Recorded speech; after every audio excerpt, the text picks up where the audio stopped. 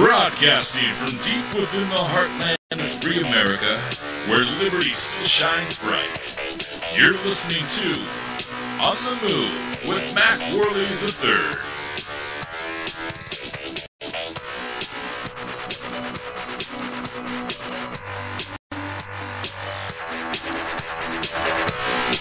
Hello, MacPack. It's great to be back with you for another exciting episode of On the Move with Mac Worley. I, of course, am your host, Mac Worley III, and I'm going to give you the news of the day through the prism of a libertarian with conservative leanings. This is my bias. I make that clear on the onset. So I'm going to tell you the facts because I have a commitment to the truth. And here on the show here, if you're new to the program, by the way, we broadcast every Sunday at 8 p.m. Eastern Standard Time. We're a little late today, and we were a little late last week. Sorry, it's a big show. I underestimated the amount of time that it would take me to go through all the research today. So, but we have a lot of stuff on the agenda today. We're going to get into those feature topics in a moment. One of the things that I actually would like to talk about today, in particular, is, and it's not really part of the feature topics, is about what is going on right now with the fringes of both sides pushing people to the center. And what I mean by that is they're getting so radical that a lot of people feel displaced from their party. This is very similar to what was happening with the Blue Dog Democrats. And in fact, we're going to get into that in a moment. But let's go ahead and do the housekeeping. If you're new to the show, we talk about all sorts of things here. We talk about guns, government. We talk about philosophy. The non-aggression principle is applied to most of the situations. So if you're not familiar with that, we'll stick around. You'll learn something. And by the way, if you like the program, if you want to listen to the program, feel free to subscribe to us or follow us, depending on what platform you're listening to. We broadcast every Sunday at 5 p.m. Pacific Standard Time. At 8 p.m. Eastern Standard Time at our hub, OnTheMoveShow.com. You can check out our store while you're there. By the way, we got lots of designs for you and original things for you guys to purchase. You'll be helping us make the program bigger and better. We have several platforms, so you can listen on Spreaker.com. That's SPREAKER.com/OnTheMoveShow. You can follow us over there. You can like us on Facebook.com/OnTheMoveShow. Follow us on Twitter at OnTheMoveShow, and subscribe to us on YouTube.com/OnTheMoveShow. Okay, so let's go ahead and read the feature topics for today. By the way, this is episode 154 of our program. This episode is titled Conservativism is Out of Style at CPAC. You may be familiar with CPAC, the Conservative Political Action Conference, I believe is what it's called. Conservative. It is a conservative conference. So before we get into the meat of this episode here, I'm going to start talking about something I found interesting. There's a Democrat, I believe it's Webb, I can't remember his first name. I think he's a former senator, Webb. He's talking about how the Democrats now seem very far left. And I think that the right is also pushing further to the right, or what I would honestly consider the left. But we'll have to break this down because fascism, I think, does not belong on the right. Because it at its core is central planning and Marxism, redistribution of wealth, government control over the economy. We're going to talk about that. But let's go over the feature topics here. I'm kind of getting scatterbrained here. So first topic, Steve Bannon touts Trump's economic nationalist agenda at CPAC. I want to talk about markets without limits. Judge Napolitano explaining why taxation is theft, abortion is murder, government is dangerous. I also want to talk about how self-driving cars, they're coming soon. And it's going to completely change our economy and just the tech that is going to be developed in the next few years. It's going to be crazy, and it's going to displace a lot of workers. So self-driving cars are coming soon. What will it mean? Will your job exist in 2020 or 2025? A new report warns that 50% of occupations will be redundant in 11 years' time.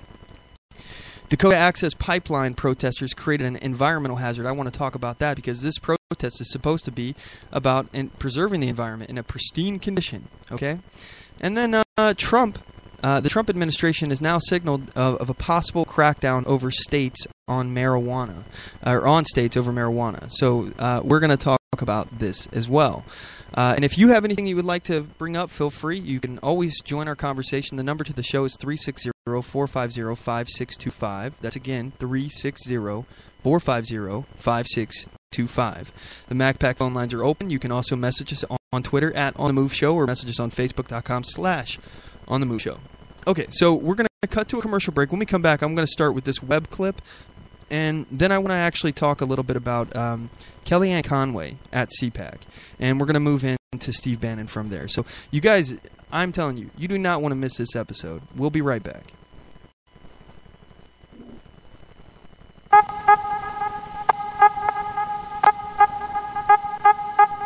Have you visited the On the Move with Mac Worley store? We've got amazing original design t-shirts, hoodies, cell phone cases, and coffee mugs for sale at OnTheMoveShow.com. Just click the shop link on our home page. You won't want to miss out on the iHeart Open Carry and Bare Arms t-shirts for only $20 plus shipping. Again, just go to OnTheMoveShow.com and click the shop link on our home page. Your purchases will help make the On The Move show bigger and better. We appreciate your support.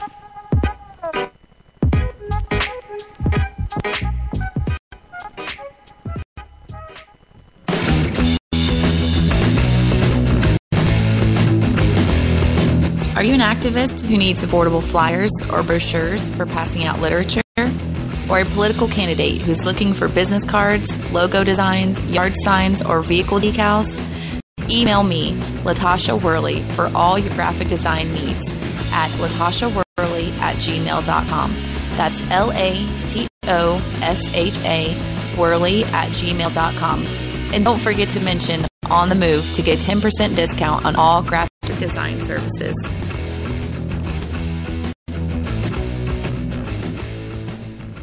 Oath Keepers is a nonpartisan association of current active duty military, reserve, guard, veterans, peace officers, and firefighters who will fulfill the oath we swore, with the support of like-minded citizens who take an oath to stand with us, to support and defend the Constitution against all enemies, foreign and domestic. So help us God. Join us at oathkeepers.org. Broadcasting from deep within the heartland of free America, where liberty still shines bright. You're listening to On the Move with Mac Worley III.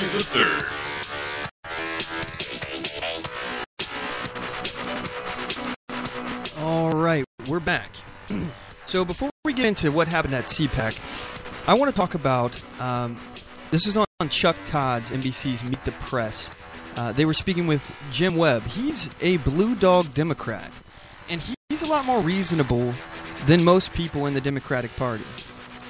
So what is his position on here? Because he's essentially a blue dog Democrat, and he's feeling like his own party is moving very far to the left.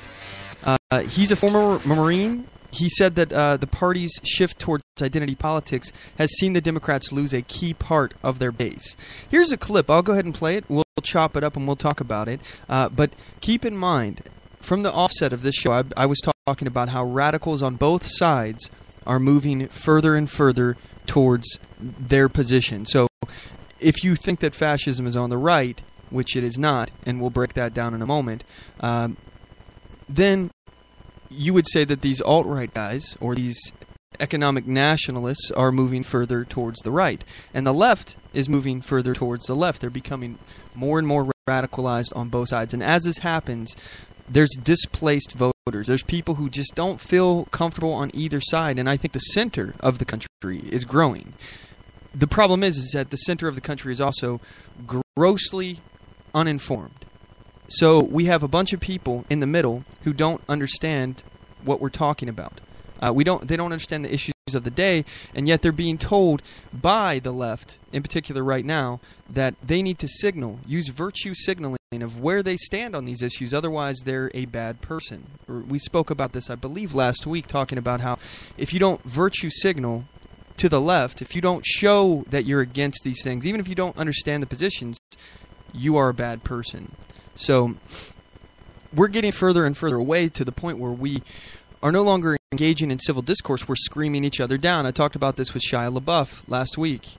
He will not divide us. He will not divide us. Look, The answer to speech that you don't like is more speech, not less speech, not shouting each other down. Let the person speak. Let everyone understand that they are a racist. If they are indeed a racist, if they are indeed a bigot of some kind, let people hear their speech. Don't try to silence them. Don't throw a riot at UC Berkeley when Milo was trying to speak up there. Milo Yiannopoulos, I believe that's how you say his name. Let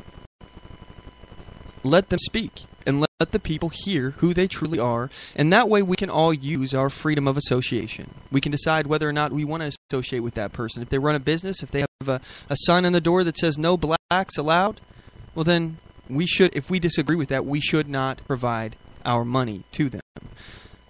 Again, censorship is not the answer. So here's Webb talking about how there is an aristocracy in American politics and how he feels that his party has moved very far to the left. Here we go. Clip is loading. Give it a second. Wait for it. Welcome back. My next guest is part of a rare and dying breed. A centrist and a moderate Democrat. Jim Webb was Secretary of Navy under Republican President Ronald Reagan. He voted for George W. Bush over Al Gore, but by 2006 he had switched parties to become a Democrat, and he won a U.S. Senate seat in Virginia. Jim Webb takes a somewhat more optimistic view of the potential for a Trump presidency. And he joins me now. Senator Webb, welcome back to the show. Yep, nice to be here. So let's put some context to your words. When you wrote an op-ed right before, literally the day before the inauguration of the Wall Street Journal. It was mostly on foreign policy where you're saying there's something about his election is a jolt the system needed, or a shock that it needed. Explain. Well, in so many words here, I didn't say that the system needed a President Trump, but I've been saying for a long time that the system we're operating under needs some sort of you would call a jolt. I think both parties have sort of gotten calcified. And let's remember that if Hillary Clinton had won, you would be seeing the same sort of activities that you're seeing now. They would just be focused on different things. There'd be people out there saying she belonged in jail. There'd be people talking about corruption, turnstile government, et cetera, et cetera. So what we're seeing playing out right now, first of all, and as the governor mentioned, this is a new administration, getting its wheels under it. But at the same time, this is an attempt by President Trump to pull different types of people into the system from the old turnstile government. There's a lot of Republicans that are mad at him. We're sitting out there in the think tanks thinking that they were going to come into a Republican administration. And also, he's got a payback, I think, that he feels strongly about in terms of the people who actually put him over. These voters that were alienated, were not voting, and these issues, the controversial issues that he's pointing out in the wrong kind of form, I think, are issues of credibility. On the Democrats, first of all, they're looking at 2018, and they don't have a message. They don't have a speak to them as they, by the way. Well, you don't say we. Is there a reason? I'm not in the system right now. I'm over here with you right now. Fair enough. I've Okay. a bit of my life as a writer and a journalist, and it's a good place to be able to make these observations. Then welcome back and finish the observation. Well, there is a campaign going on the Hill, in the media, in the academia, to personally discredit not only Donald Trump, but the people who are around him. Mm-hmm. The end result of this really is trying to slow down the process, by the way. You and I were talking a minute ago about the confirmation process, to slow it down so that by 2018, when the Democrats are very vulnerable, particularly in the Senate, there will not be a record of accomplishment that they can run against. And at the same time, the Democratic Party over the past 5 or 6 years has moved very far to the left. When you can't have a Jefferson-Jackson dinner, which was the primary, celebratory event of the Democratic Party for years, because Jefferson and Jackson were slaveholders. They were also great Americans in their day. Something just different has happened to the Democratic Party. Okay, so let's talk about this here. We still got some more of this clip to play, but I want to chop up what he's talked about so far. So let's kind of go back here, and I'm going to give you some points of view here as well. He talked about how he feels like the system needed a jolt. There's a jolt to the system required in order to get past this calcification, his word, of the parties. And I'm not certain exactly what he means on this. Maybe he'll elaborate a little bit more in this. I'm not positive if he continues on to that.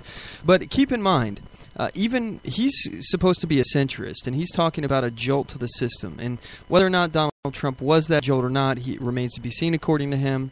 But in my perspective here, there was a growing movement and momentum inside the conservative movement.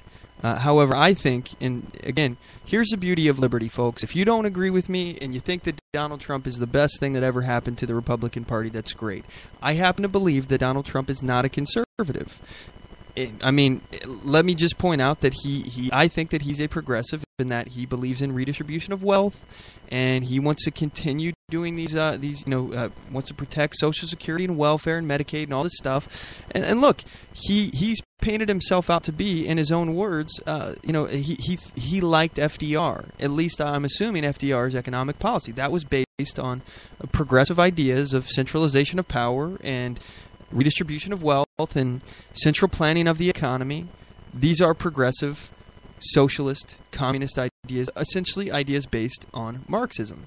So, and we're going to talk a little bit more about nationalism, nationalist economic policies that Steve Bannon was talking about in a little bit later here. But another thing Webb talked about was it like if Hillary had won, we'd be seeing the same kind of stuff in the streets as far as Hillary's having protests against her, people saying that she is a criminal and should be arrested. And yes, I think we'd see that, and I think it's rightly so that we would see that. But I disagree wholeheartedly with Webb here, and that I do not believe that conservatives or Republicans would be out in the street rioting right now. We wouldn't have riots like we are seeing now. We didn't see it with the Tea Party. We wouldn't see it now. I completely disagree. Now, let's point out a potential does exist for riots to happen. I think it does exist, especially if the alt-right was to become energized. Again, keep in mind the alt-right is essentially at its roots, at its core, it masks itself behind the image that it wants to give as far as a traditionalist workers' party. But if you follow all of their logic to the logical end, it leads to fascism. It leads to neo-Nazism, uber-nationalism, white supremacy. These are where these policies come. Because if you're going to be nationalist, and let's be very clear, there is, to some degree, an importance of nationalism in that you believe in national sovereignty. You believe that each country has its own rights to run its country how they want. And as long as they're not hurting you or trying to take your stuff, if you're another country, they have every right to do what they want to do. So, for example, Mexico can't do things that are going to hurt us. And if they do, we have the sovereignty to react to that. It could be an economic sanction, it could be war, it could be something along those lines. But each country has their own national sovereignty. So there's nothing wrong with nationalism in that form. But when you start taking nationalism to the point of where you say, we're better than these people, we are better than these people. If you follow that to its logical end and you start asking questions like, why are we better than these people? Why are we better? You start asking this. If you do, and you follow it through, you're going to come to the conclusion that we're better than them. If you still believe this, because otherwise, why would we as a country be better if we as a people weren't better?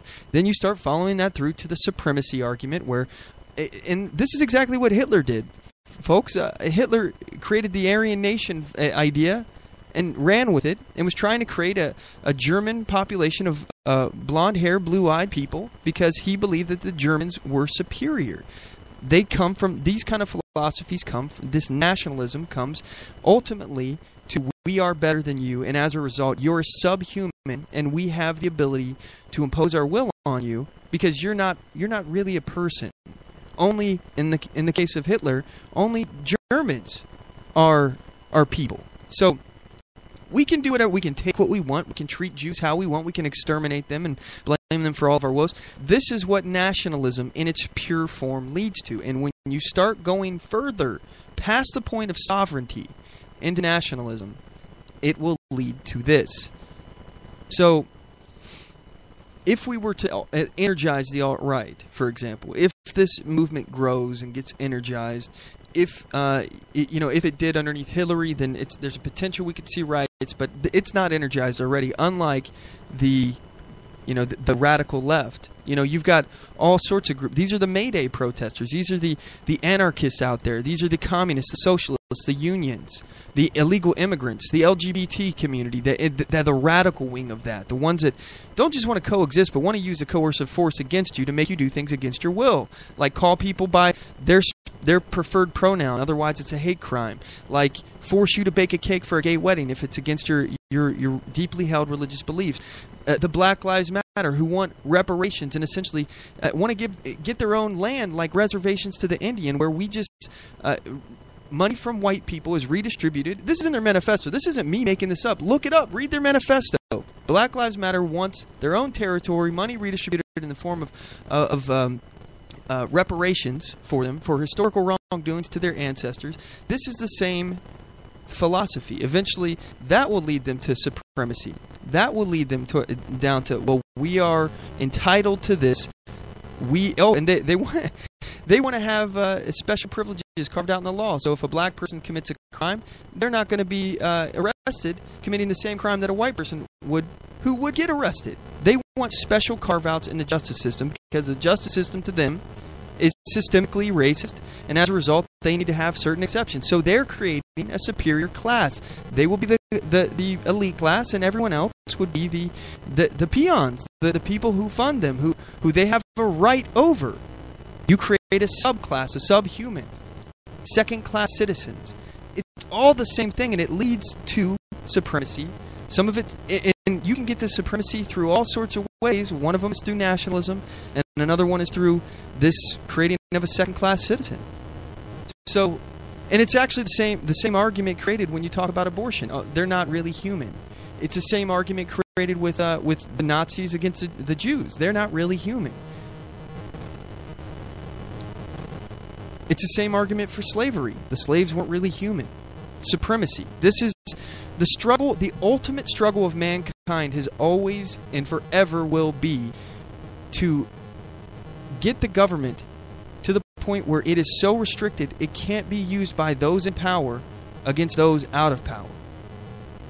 Throughout history, every single government ever created, to include our own, has been fighting this struggle, and some have varying degrees. The United States of America, we still violate the non-aggression principle. We still use the government as a weapon in some ways. I could go on about those, but I've talked about them to infinitum in the past, and we'll talk about them more today. But in history, it's those with voice and power in government that used that government as a weapon against those without power. And it's because they ultimately thought that they had some kind of right over someone else's money, property, lives, their life, liberty, and property. And eventually, when you start talking about these utopian ideas of communism, because this is ultimately, central planning, Marxism, communism, fascism, it all comes in the package, the nicely presented package that the government will take care of you. The government will fix all of your problems, whether or not it's economically, whether or not there's an enemy that they need to protect you from, either domestic or foreign. That's how the government takes over. And that's how the government starts to become tyrannical too, especially if there's a domestic and foreign threat. And then at the same time, they're painting this beautiful picture of this is how your life will be. The government will take care of you. You won't have to worry about this. You just will be protected. It's human nature. It is human nature for us to want someone else to take care of it so that we can remain ignorant about whatever the problem is and not have to worry about it. This is our human weakness. This is what human nature, and eventually I hope that we'll get to the point where we realize that we're all individual people. We all have rights. No one has a right over you because all men are created equal. You don't have a claim on my life, liberty, or property because we're all created equal. And if you do believe that you have a claim on someone's life, liberty, or property, then at that point, you do not believe that all men and women are created equal because you have some kind of right over them. You have a right to tell them what to do. You have a right to stop them from engaging in the free market. You have a right to their sweat, their blood, their energy, their toil. So this beautiful picture of this utopian, which never happens when you start central planning and centralizing power and giving the government the ability to affect everyone's lives, it never ends up how it's promised, because the same exact tools that have to be used in order to impose this utopian dream is usually what they usually have to use the same tools of the government that they didn't like to begin with. They have to oppress the people, violate their rights in order to get there. They have to central plan everything. If you look at the history of communism in China, you'll see people weren't even allowed to cook in their own homes. There were cases of cannibalism because people didn't have food. The Great Leap Forward, millions and millions of people died. Chinese people died. This wasn't even that long ago. This was like, what, the 50s, the 60s, something like that? Millions dead during the Great Leap Forward in China. And it's all because the government took over everything. The utopian dream turns into a dystopian nightmare. Because you don't have the freedom, you don't have the choice, you don't have your liberty. The government is acting against your liberty. So, now that we've talked about that, I do believe that if we are now facing this situation, because again, I said I don't think the alt-right is being energized right now. I think that the left is very energized. They're anti-Donald Trump. They're doing these riots. These are not protests, and there's a difference between peaceful protest and rioting. Rioting should be stopped by the police because they're violating the non-aggression principle. They're acting against life, liberty, and property of others, and that is a legitimate purpose of government. So, my concern right now is if the alt-right were to get energized now, let's say by the Donald Trump administration, these nationalists like Steve Bannon, who has claimed that he's a Leninist. He's not a Marxist, so he doesn't believe in central planning. At least that's what he says. But he does believe in blowing up the system. Oh, wow, this is a crazy thing.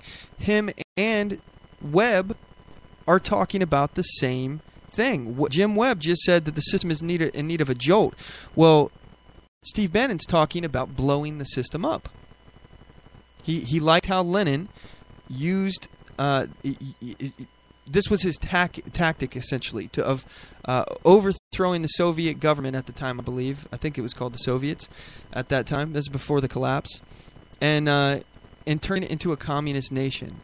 But in order to set up communism, he had to first blow up the former system. So people on both sides are talking about this. The left has been talking about this for a long time, and I've covered these. Remember, I covered at a May Day protest not too long ago. I think this is back in 2014. I was showing you guys audio of people from the All-African Revolutionary Party and the Black Panthers down at May Day protests saying that we want the complete destruction of the capitalist system. They're talking about blowing the system up as well. So at some point, if both sides become more and more radicalized, which I think in the future we're going to continue to see, especially if the left keeps writing, everything that they do is supercharging the right, and I think at some point there will be violence between different radicals. And again, as radicals get even more radical, they go even further into their ideology, they start to ostracize people, and more people will go to the center. More people will be afraid of both sides. And I sincerely hope that we don't fall into the path of being afraid of both sides, hating the violence from both sides, and looking upon our government to fix it for us, to become our protector, to make everything right, to solve all of our problems. I sincerely hope that we don't look for the man on the white horse that our founders warned us about, and we do not centralize more power or allow them to blow up the system or allow them to just take care of it. Because that's not the way to liberty. That is anti-liberty. That's centralization of power, and it ultimately will turn bad, just like it's happened every time in history. Every time that's ever been done. Every time power has grown in government, that power has been used against people's life, liberty, and property down the road. Even if it's not right now, even if we trust this man on a white horse, even if we trust who's ever coming in, whether or not it's Donald Trump or the next guy, to come fix this problem, to establish law and order, to save us, ultimately that power is used against people. And the left, they're finding this out now. They're suddenly, it's become popular again. It's back in style with the left to talk about checks and balance of the government and the Constitution. They completely forgot this document existed not too long ago when Obama was in office for 8 years. And now suddenly, they're all about that Constitution. That's hilarious. But I think Jim Webb is right. Right now, they have no message. They have no clear message. The DNC. What is their message? It's anti-Donald Trump. It's just but it's not a cogent message. And right now, they're working on consolidating their political power and finding the new leaders in their movement, in their party. But anyway, we're going to cut to a commercial break. When we come back, we're going to play more of this Jim Webb clip. I'm going to talk more about what he's talking about and give you some more insight onto this. You guys don't want to go anywhere. We'll be right back.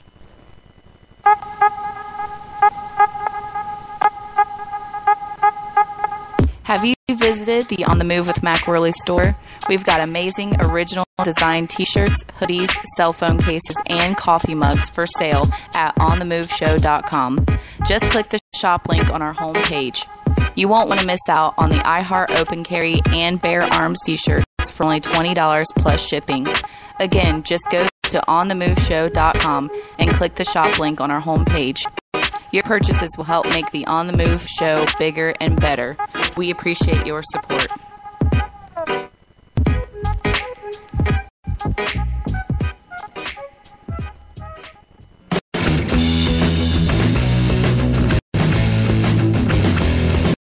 Are you an activist who needs affordable flyers or brochures for passing out literature? Or a political candidate who's looking for business cards, logo designs, yard signs, or vehicle decals? Email me, Latasha Worley, for all your graphic design needs at latashaworley@gmail.com. That's LATOSHA Worley@gmail.com. And don't forget to mention On The Move to get a 10% discount on all graphic design services.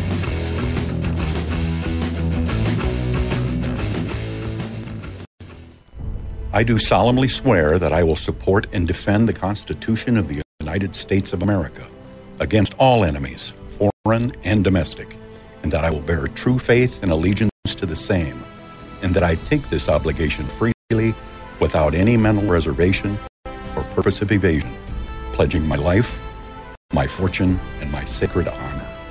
So help me God. Join us at oathkeepers.org.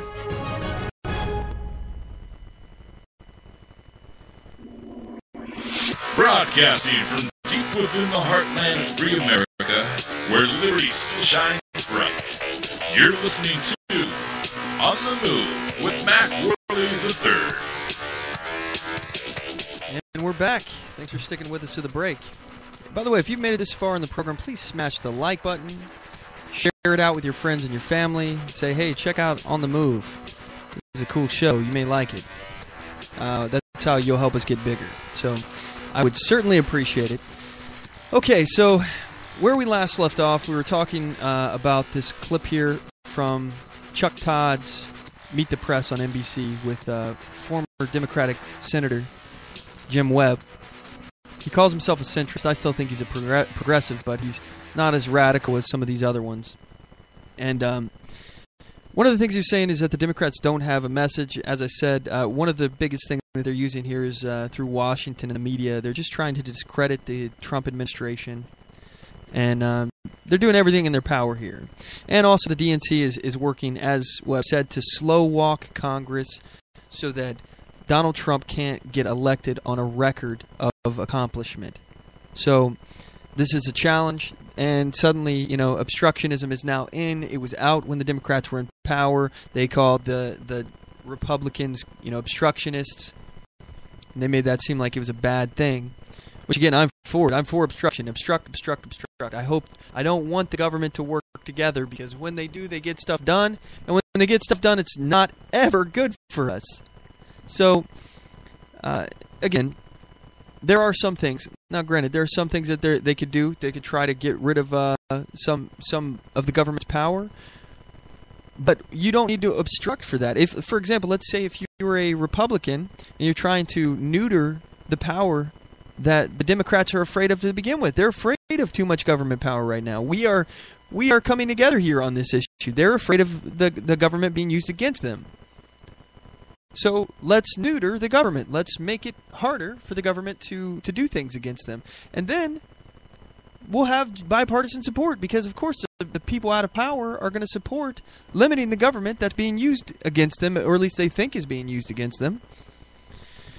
And again, lastly, Jim Webb has been talking about how he feels his party has gone very to the left. We're going very far to the left. We're going to go ahead and play the clip from that point and listen to Jim Webb and Chuck Todd talk about how the party has moved to the left. The Democratic Party has moved to the left.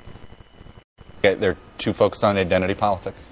Well, I think that the message that has been shaped by the Democratic Party has been shaped toward identity politics, and they've lost the key part of their base, the people that, and my family history goes back to the Roosevelt Democrats, the people who believed that regardless of any of these identity segments, you need to have a voice and a quarters of power for those who have no voice. And we've lost that with the Democratic Party. I'm not saying the Republicans have it, but I was just going to say the center's been hollowed out. You could make an argument that the political center in both parties, because right now, if you espouse that and you were running for re-election, any Democrat were espousing what you just espoused, which is, look, essentially you're saying, hey, start working with him a little bit, accept the fact that he's president, you'd get primaried, and you'd probably lose. Well, true.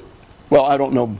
I understand you, but I'm saying Democratic incumbent. Generally, yes. Fair enough. That is a danger to people who would say those sorts of things. But the Democrats have not done the kind of self-reflection that they should have starting in 2010. And I was talking about this in the 10 elections. You've lost white working people. You've lost flyover land. And you saw in this election what happens when people get frustrated enough that they say, I'm not going to take this aristocracy. Bernie, a good friend of mine, Bernie can talk about aristocracies all he wants. The fact that you've made money doesn't make you a member of that philosophy. Look at Franklin Roosevelt. Right. But there is an aristocracy now that pervades American politics. It's got to be broken somehow in both parties. And I think that's what the Trump message was that echoed so strongly in these flyover communities. Ed, let me ask you. Okay, so let's talk about that here. He's talking about flyover communities, talking about how the Democrats aren't appealing now to the key base, because they've lost a key part of their base, which is white voters. These middle American white voters, they've lost it because of the identity politics game that this is what the party is keyed into now. Identity politics, the politics of division. And as Chuck Todd claimed, that the center has been hollowed out. And I would agree, but only in so far as in the parties themselves. I would definitely say it's worse on the left than it is on the right. Now, that might be my bias because I typically side with the right, but I don't think that the alt-right has taken over the party, whereas I think these radicals on the left have completely taken over the Democrat Party. Now, as as Jim Webb said, some normal people, not an incumbent, not a big name, if they stood for just working together with Donald Trump to accomplish things and actually accepted his presidency, if they didn't call him illegitimate, the radicals in that party would not stand for that. They would vote him out because their center has been hollowed out. Now, again, I think that this means that the center is growing, and I think in this case, in this election, some of that has moved over to the Republican Party. It had to have. Historical Democratic voters had to have voted for Donald Trump. They had to have. Otherwise, he wouldn't have got elected. Not everybody is Republican. Not everybody is Democrat. This center will swing, and now there's more registered independents than Republicans or Democrats. So I do think that the center is growing. And as each party radicalizes, as the Republican Party starts to radicalize, which, here's the thing, folks, all right? The Republicans have been ostracizing their base and hollowed out the center, as they said. Or, I'm sorry, the Democrats have been more radical and hollowed out their base. And it just doesn't seem like they're this is going to continue for much longer. They've allowed these radicals to run the show. And as they drive people away, I think there's going to be a new party that will be created. I argue that the Republican Party should be gone. Honestly, in my opinion, I think that as the nationalist movement, the alt-right, grows within inside the GOP, there will be a jolt to the system. I think at some point here, one of these parties is going to go away in the same fashion that the Whig Party did. And I think, and perhaps I'm wrong, I mean, you can't tell the future. I don't have a crystal ball. But I think either the Democrats go away and some other party's created, or the Republicans do that. And if it's the Republicans, I would like to see a classic liberal party created. I think it'd be an excellent move, because if you understand classical liberalism, it's very close to libertarianism, except it doesn't necessarily steadfastly, follow the non-aggression principle. The classic liberals believe in some form of government. They believe that there is. If you follow the non-aggression principle to its logical end, taxation is theft, and the government shouldn't do that. But classic liberals believe that there is some need of government. It's a small government. The government should only be used to protect life, liberty, and property, and should never be used against that. So, but in cases where it's funding itself, classic liberals believe that that's okay. And so in the case, let me give you an example, like the case of police, fire, hospitals, roads, that all generally benefits everyone. And whether or not you call the police, you still gain the protection of the police. So everyone is generally benefiting from the police as a deterrent, even if you're not using it. So you're all getting some kind of benefit. But there's a difference between that kind of taxation and taxation for redistribution of wealth. Taxation to give one group of money that used to belong to another group. That's redistribution of wealth, and that violates life, liberty, and property, or actually rather just property. Probably liberty too. It could potentially kill you, so I guess it could violate your life. You could not be able to afford things if people were taking your money. So I guess, but I digress. The radicals on both sides are spooling up, and this is what Jim Webb is talking about here. This is what he's referencing without saying it specifically. Here's a clip. On the election, you stayed away from saying who you supported in the election. I know that Tim Kaine is somebody you have a lot of respect for. I can't imagine you didn't vote for him. I voted for Tim Kaine for senator. For senator. Do you, at the end of the day, are you comfortable with your vote? With whoever you voted for?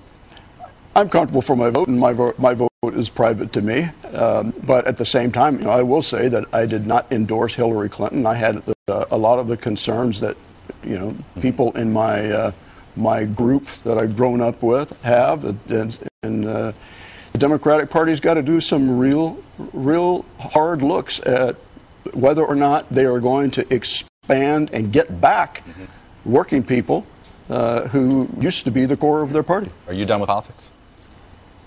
I'm over here with you right now. All right. I will leave it there. Senator Jim Webb apparently coming back to the... Okay, so let's talk about here. I mentioned earlier that I don't believe that fascism is actually part of the right. Let's talk about this spectrum here and identify the players on the left and the right. Let's start with the left. You have basically the May Day crowd. And again, let's keep in mind that there are variations in degrees, how far left you can be. You could be all the way down the ideological path and believe in full-blown communism and Marxism. You could just kind of believe that it's a good thing to have the government take care of people and not really think too much further than that. But let's be clear about what the left consists of. I would argue that all Marxists fall within the left. I believe Marxism is the key element inside fascism, because fascism requires redistribution of wealth, it requires central planning of the economy, tariffs, government control over the production mechanisms, and crony corporatism. It is Marxist. Okay? And it also, in the cases of how it's been used historically in the World War II in Germany, it was used to basically set up one group of people who had political power, and they used that centralized political power against those without a voice in government. So I believe that belongs onto the left with communism, which communism is essentially redistribution of wealth. The government will take care of you. Here's the utopian dream. The government's going to tell you every single thing about your life. They're going to have laws against everything. You're going to have to do it precisely what the government wants. That you have to, for example, in communist China, they had during the Great Leap Forward, you had to actually go to a canteen, like a cafeteria, to go get food. It was illegal to cook your own food. There was, like I said, instances of cannibalism in the past. And the government was supposed to take care of these people. But again, what happens historically every time is when you centralize all this power, corruption happens. Money gets lost in between, when they collect it and when they're supposed to do for you. And the stuff they do for you is never enough because they're never going to central plan the economy better than you or I could as far as plan our individual life. What is beneficial for us? What's in our self-interest? We're going to use our freedom, our individual freedom, to make decisions. And those decisions are always going to be better than what the government will ultimately be able to do in the overall picture. Because you know what's best for you. The government doesn't know what's best for you. You know what's best for you. But the left, they think that the government is better at deciding these things. So the government should have its hand on the scale. The government should be picking winners and losers. The government should be the one making all of these decisions. You're just too stupid to do it yourself. This is that philosophy. So that fascism, communism, socialism, which is to a lesser degree, socialism and communism are different in that it's not complete redistribution of wealth where everyone is equal. The government doesn't necessarily tell you in socialism what job you're going to have like they do in communism. They don't redistribute the wealth equally in that regard, but they do central plan. They take control of some of the means of production and the economy. They manipulate currency. That's socialism. Okay? And fascism does many of the same things that socialism does. So again, I think that belongs on the left. Also, if we're talking about individual groups, Black Lives Matter, as I said, the All-African Revolutionary Party, the Black Panthers, the illegal immigrant groups, the unions, collectivists, anarchists who are confused. They're not actually anarchists, they're actually communists, but they believe themselves to be anarchists, which anarchy is the lack of government, not the central planning of everyone's life and the total redistribution of wealth and the violation of private property. This is not anarchism. So that's the left. And on the right, you have the alt-right, which again, I don't believe the alt-right to be on the right. I consider them to be left because I believe they're closer to nationalists and fascists. So they're moving to the left, but we're being confused again with labels. This is one of the things that continually happens. We have, again, classic liberalism, and we have what we call modern-day liberals, all right, which are really progressives and not liberal at all. Which is why, again, I think if another party was created, I think we should create a classic liberal party. I think it would appeal to conservatives. It would appeal to Republicans. Anyone who's looking for small government. If you understand the philosophy of a classic liberal, where government should only be used. Our founders, by the way, were classic liberals. Government should only be used to protect life, liberty, and property. Shouldn't act against it. That is what classic liberal is. It would appeal to people on the right who I think are more informed in regards to this philosophy.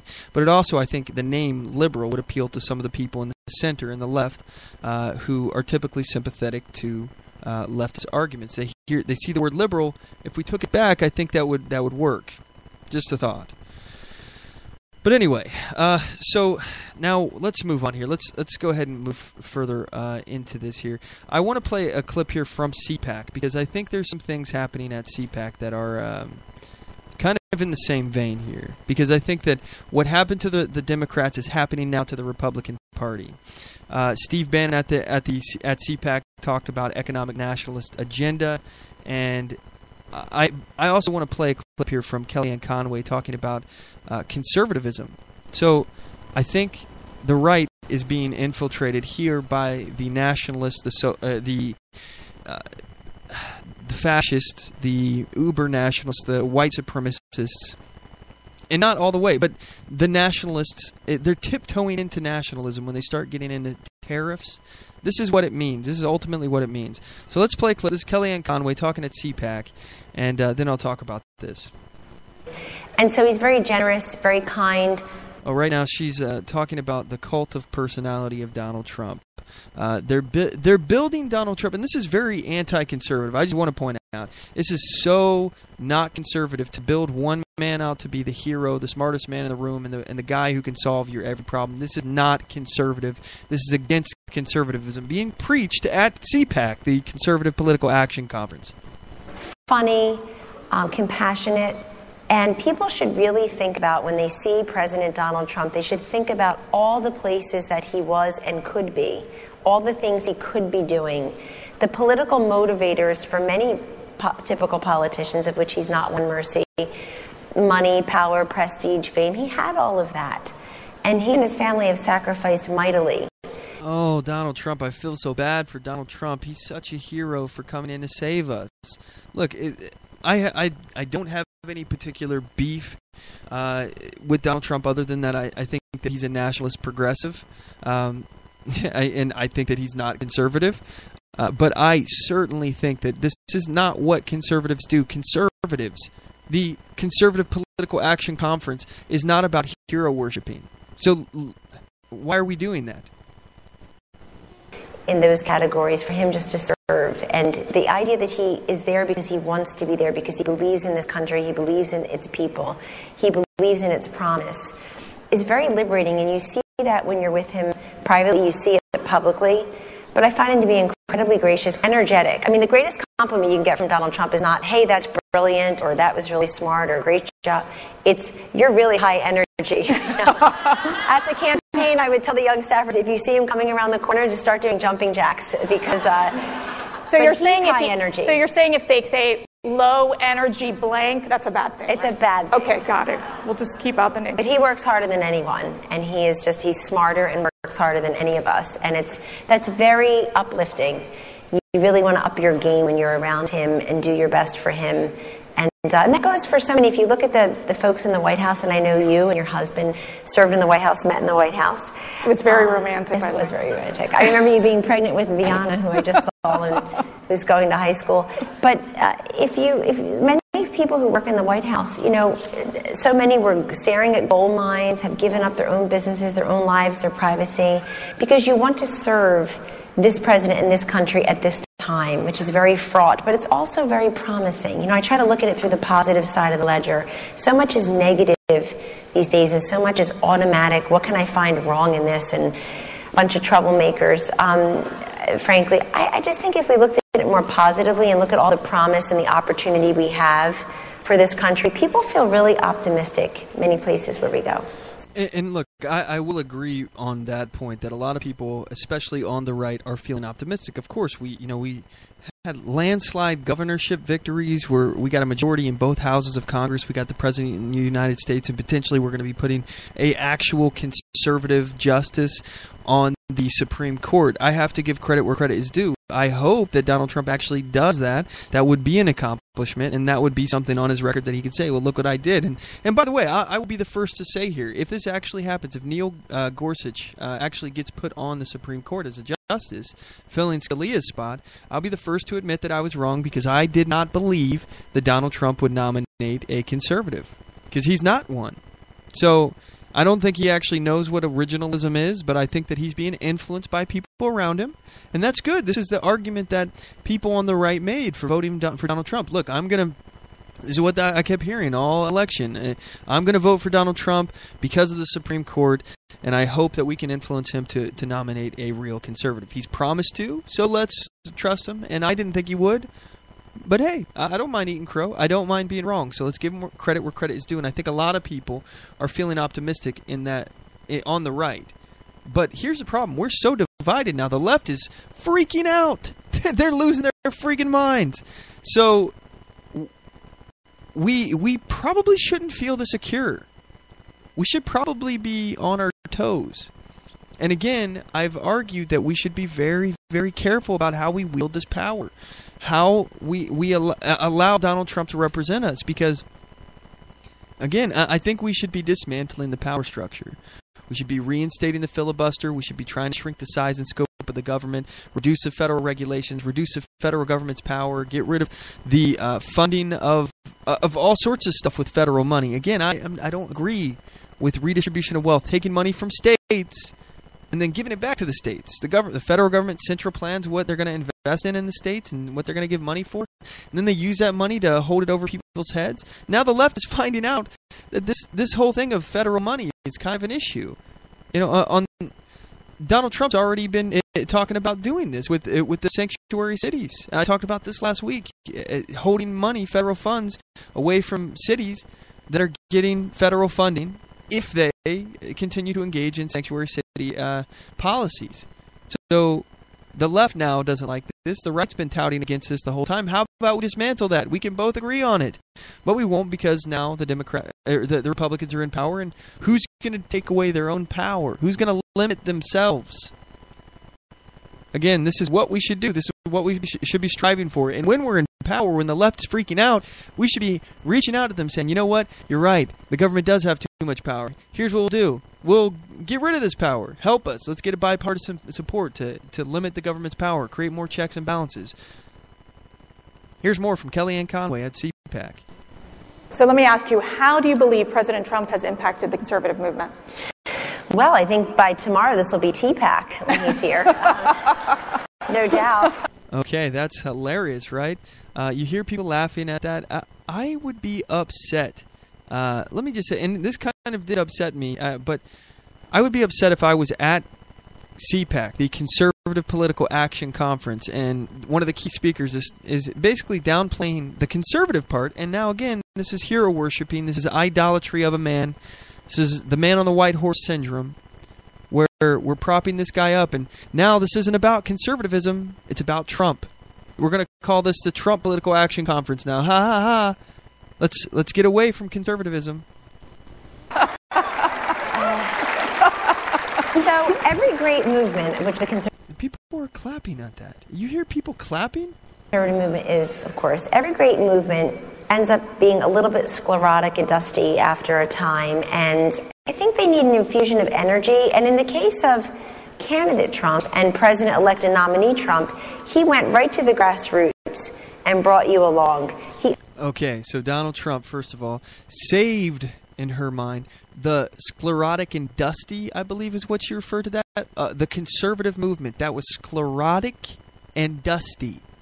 She's talking crap about conservatism at CPAC, at the Conservative Political Action Conference. What is going on? And again, more hero worship of Donald Trump. Oh, he saved us. He brought an infusion of energy into this. Yeah, I will say he did expand the tent, and I didn't expect him to be able to pull it off because, again, I honestly think it had mostly to do with how weak Hillary Clinton is. They were both horrible candidates, both of them. But Hillary Clinton was worse, and a lot of people voted against Hillary rather than for Donald Trump. He did try to say he was going to expand the tent. Again, I don't necessarily think that he would have been elected if they would have had a better candidate. If one that wasn't going through a federal investigation on and off throughout her campaign about whether or not she was corrupt, whether or not she was running a pay-to-play operation out of the State Department. If they would have ran anyone, I think they would have had a better time. If Joe Biden was running, I'm pretty sure Joe Biden would have won. Now, maybe I'm wrong, and who knows? We're going to talk about what-ifs. You can't do anything about a what-if scenario, but you get the point. I think Donald Trump did expand the tent. He brought some people in the middle that felt ostracized by the left, the Democrats, playing this political game, playing this politics of division. A lot of people in the center felt left out. And in addition to that, Hillary was such a bad candidate. So let's not pretend that Donald Trump is this amazing person. Again, this is the whole thing of where Donald Trump's like, oh, look, I won. I had so many people at my events. I had the biggest electoral win ever, when it's not true. There's no need to lie about this, and there's no need to build him up into this hero that we have to worship. This isn't conservative. And we definitely shouldn't do it at the expense of talking crap about our own ideology, conservatism. Again, I'm a libertarian with conservative leanings. I don't like the idea of painting this man out to be a hero of our movement. Again, I believe the movement is being co-opted. The conservative movement is now being co-opted. This is why this episode is, by the way, is titled "Conservatism Out of Style at CPAC." And by the way, we got some activity on our Facebook here. Dan Sandini, you may be familiar with Dan. By the way, shout out to Dan Sandini of the DaylightDisinfectant.com. He asked if I found CPAC boring. He said he did. I'm even getting tired of Trump's same old shtick. Yeah, you're gonna get so tired of winning that you're gonna win so much you're gonna get tired of it. This is what he's saying. I don't. Again, I was tired of from the point of him not being a conservative. I was tired of it from the nationalist progressive side, the redistribution of wealth, the growth of government. But again, we don't have to look at Trump as a whole. We don't have to say that Donald Trump is good all the time or bad all the time. We can find the nuances. We can say when Trump has done good things. We can say when Trump has done bad things. And we don't have to carry water for him when he does bad things. Let's call him out. And I think this situation at CPAC, this isn't Trump directly, but this is a surrogate. This is the branding of Trump, the building him up, putting him on a pillar. And I don't worship men. But here's more from Kellyanne Conway talking about this. He made people feel from the beginning they were part of this movement. And being part of a movement means you're not just witnessing a campaign externally, which is the way I think a lot of activists felt over the years. Oh, by the way, I realized I didn't actually answer Dan. I actually have only watched a few parts. I watched Kellyanne Conway and Steve Bannon and Reince Priebus. I don't really tune into the CPAC too much unless I want to hear something specific at CPAC. I don't really watch the whole thing, so I just go through the highlights. Anyway, but yeah, I'm upset about this. I wouldn't say I was boring. I find it just shocking that at the Conservative Political Action Conference they're talking crap about conservatism, calling it sclerotic and dusty, and then Steve Bannon, as we're going to talk about in a moment, is talking about the nationalist economic agenda for the White House. Here's more from Kellyanne Conway, though. At different periods of time, which is that they're just witnessing history rather than being a part of it. People felt really fully engaged. They felt like they had a seat at the table from the beginning. And I believe because it was such a tough competition in the Republican primary, you had 17 candidates, most of whom made their way through CPAC over the years, that he earned the nomination in a way that was bottom up instead of top down. He really replaced this fiction of electability with this revelation of electricity and brought people in. Also, I think I think that electricity that she's referring to was around the man and not necessarily the message as much. But I mean, it worked. It got elected. I'm just concerned at where this goes when we start to build people up this much. I don't want to carry water, and I hope other people don't. And I mean, it's going to be the same. I honestly think the Republican Party is going to have the same problems that happen underneath the Democrats, as the radicals on both sides, start to energize, and as he does things that are going to be bad, and again, anti-free market with the tariffs and the nationalism. I think Republicans, even though they have historically opposed these policies, I think they're going to support him because it's their guy. Donald Trump, because he's not a legacy candidate, he's not a Bush or a Clinton. He's sort of the first candidate of his type, that non-politician, true outsider who's coming to shake up the system. They want to shake up the system. They want to blow it up. Remember, Steve Bannon, they keep talking about this. They're using the same words, man. Same exact words. That seems to me to be very relatable and resonant with CPAC.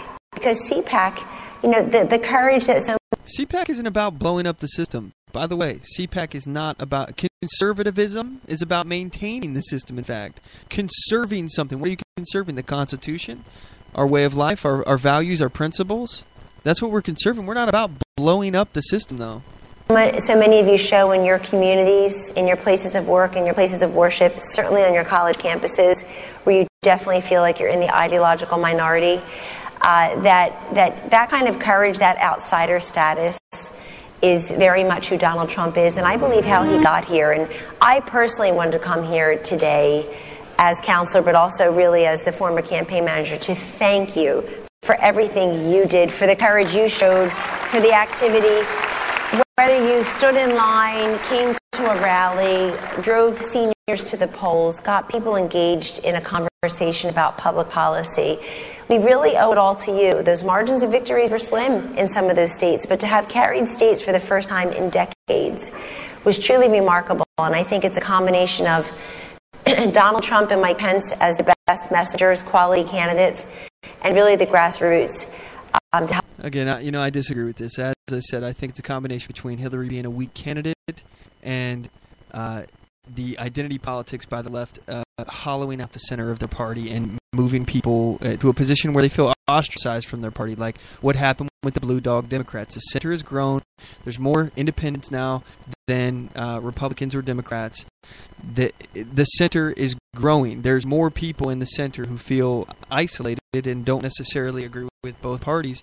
They just voted this election, I think, picking the lesser of two evils. So anyway, that's Kellyanne Conway. I don't like this whole idea of hero worship. It reminds me of what happened back in 2009 with the Democrats, pledging to serve Barack Obama. Here it is. I pledge to be a servant to our president and all mankind, because together we can, together we are, and together we will be the change that we seek. And together we will be enslaved by the government.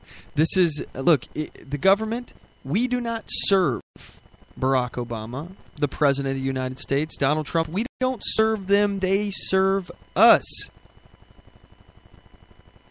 That's not the way it works. We don't have to make pledges to be a servant to the President of the United States. They're our public servants. They should sacrifice. It's not us that should sacrifice.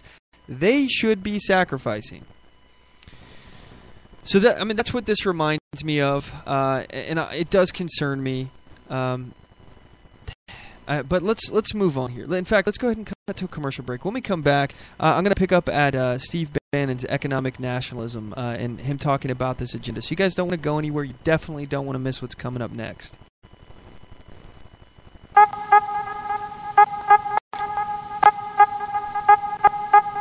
Have you visited the On the Move with Mac Worley store?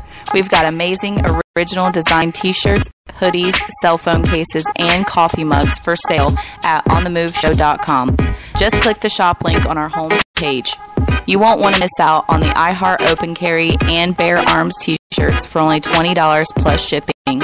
Again, just go to OnTheMoveShow.com and click the shop link on our homepage. Your purchases will help make the On the Move show bigger and better. We appreciate your support.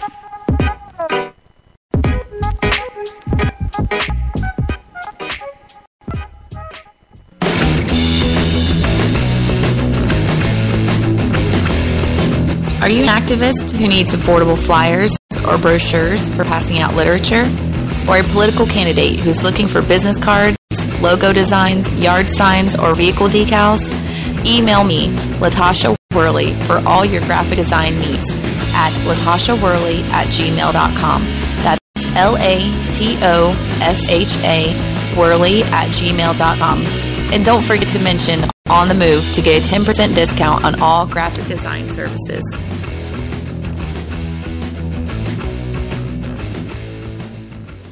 This is Dan Sandini of DaylightDisinfectant.com, citizen journalist, friend of the late Andrew Breitbart, and cohort of James O'Keefe.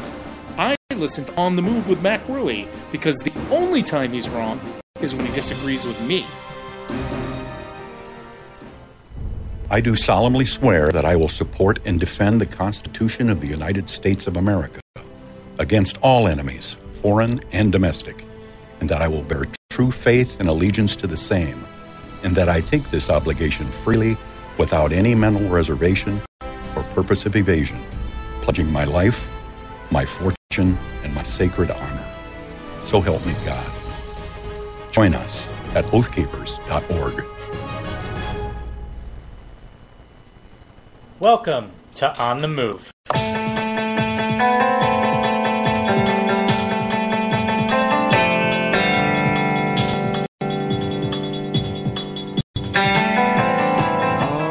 we're back. So, when we last left, we were talking about how both parties have been co-opted. The Democratic Party radicals have taken over, and I fear that radicals on the right, the alt-right, the nationalists, I hope that they don't take over the political party. It seems like they are taking over the Republicans. Right now it seems like they've co-opted the conservative movement, talking at CPAC, talking about the nationalist agenda. Steve Bannon, the chief strategist for Donald Trump, this White House, was talking about this nationalist agenda at CPAC. Here's an article on NBCNews.com written by Benji Sarlin, I believe is how you say that, February 25th or 23rd, 2017. Titled Steve Bannon Touts Trump's Economic Nationalist Agenda. Writes Priebus, Steve Bannon, the White House much scrutinized top two aides, lavished each other with praise on Thursday in a friendly panel discussion at the Conservative Political Action Conference, where Bannon laid out the president's new political order. New political order. Doesn't that sound a little bit like New World Order? That's kind of interesting. But again, they're nationalists, so their order is in their own eyes, unlike the globalists who want to create a one-world government. Anyway, the two found common ground, bashing the press, which they complained had not given Trump sufficient credit for his achievements and failed to understand the president's goals. They're corporatist, globalist media, and they're adamantly opposed to an economic nationalist agenda like President Trump has, Bannon said. Bannon described Trump's agenda as a continuation of his campaign platform and would emphasize the deconstruction of the administrative state. He said recent executive orders on travel, border security, and deportation signaled that the rule of law is going to exist when you talk about our sovereignty and you talk about immigration. Again, this moves past sovereignty. This nationalism that he refers to moves past sovereignty. He wants to blow the system up and build it up how he sees fit. And it moves far, far past sovereignty into nationalism, which leads into uber-nationalism, supremacy. It ultimately goes to the supremacy argument. When you go into nationalism past the point of just having sovereignty, national sovereignty, when you start moving in, you start getting into tariffs, you start restricting the free market, that's just dipping your toe in the water past nationalism to the point of where you're talking about sovereignty.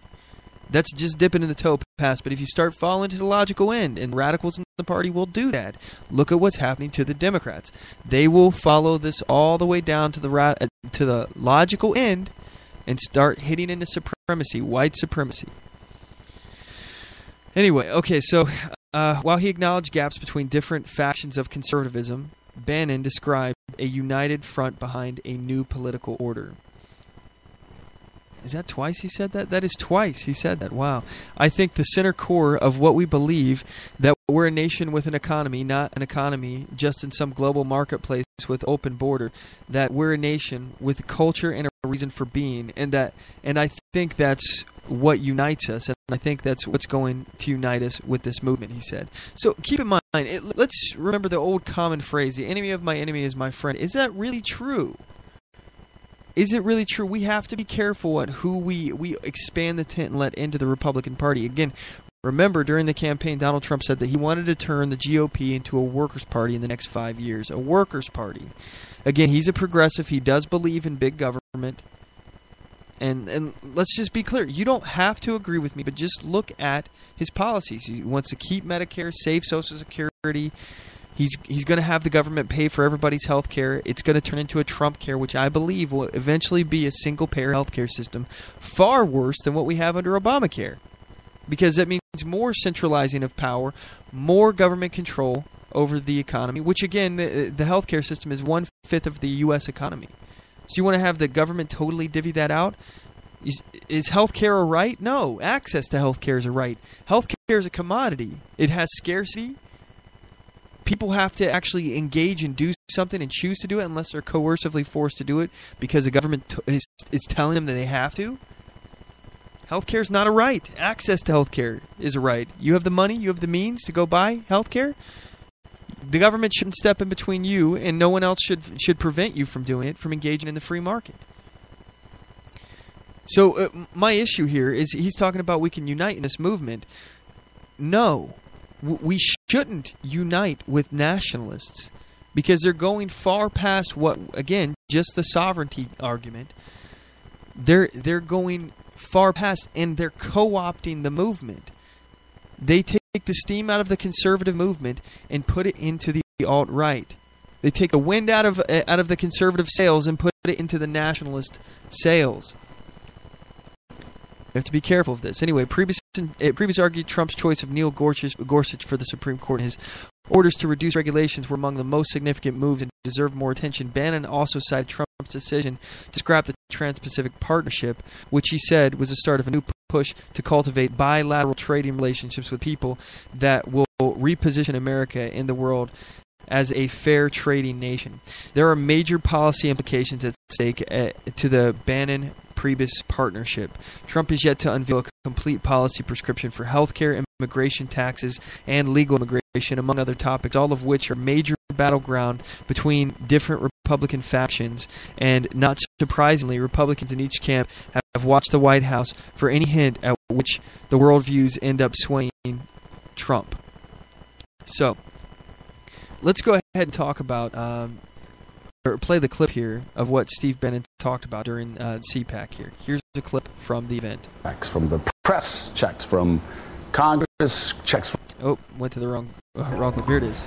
This morning, President Trump will speak at the Conservative Political Action Conference, the first president since Ronald Reagan to address CPAC during its first year in office. Yesterday, all eyes were on an unlikely pair, the joint appearance by senior counselor to the president, Steve Bannon, and Chief of Staff Reince Priebus. Bannon laid out his vision for the administration, which he summed up in the word deconstruction.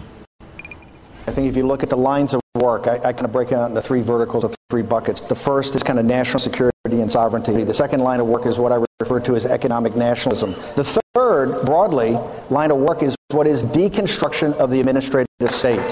And if you... Again, I talked about the people who want to blow up the system. He's one of them. He's a Leninist. He believes, not a Marxist, it doesn't, at least this is what he says. He doesn't believe in the central planning Marxism aspect, but he actually does. If he's talking about tariffs and things like that, that's central planning. So it's deceptive what he's saying. I really don't know what he actually believes, other than he's a Leninist and he wants to blow the system up. Let's listen to more of what he has to talk about. If you look at these cabinet appointees, they were selected for a reason, and that is the deconstruction. The way the progressive left runs is if they can't get it passed, they're just going to put it in some sort of regulation in an agency. That's all going to be deconstructed. There's a new political order that's being formed out of this, and it's still being formed. But if you look at the wide degree of opinions in this room, whether you're a populist, whether you're a limited government conservative, whether you're a libertarian, whether you're an economic nationalist, we have wide and sometimes divergent opinions. But I think the center core of what we believe, that we're a nation with an economy, not an economy just in some global marketplace with open borders, but we are a nation with a culture and a reason for being. And I think that's what unites us. So, Joe, that was a fascinating look.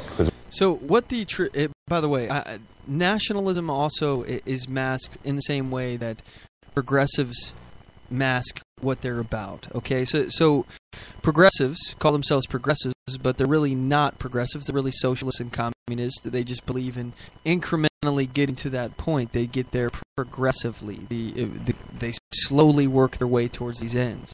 And you have to keep in mind, movements that stem from the belief of government's going to take care of you, they can be coded. They make you think that it's something that it's not. In this case, the alt-right, a lot of in the nationalist movement actually stems from the philosophy touted in the Traditionalist Workers' Party. And let me just read you. I'm at their website, tradworker.com, TRAD worker.org, excuse me.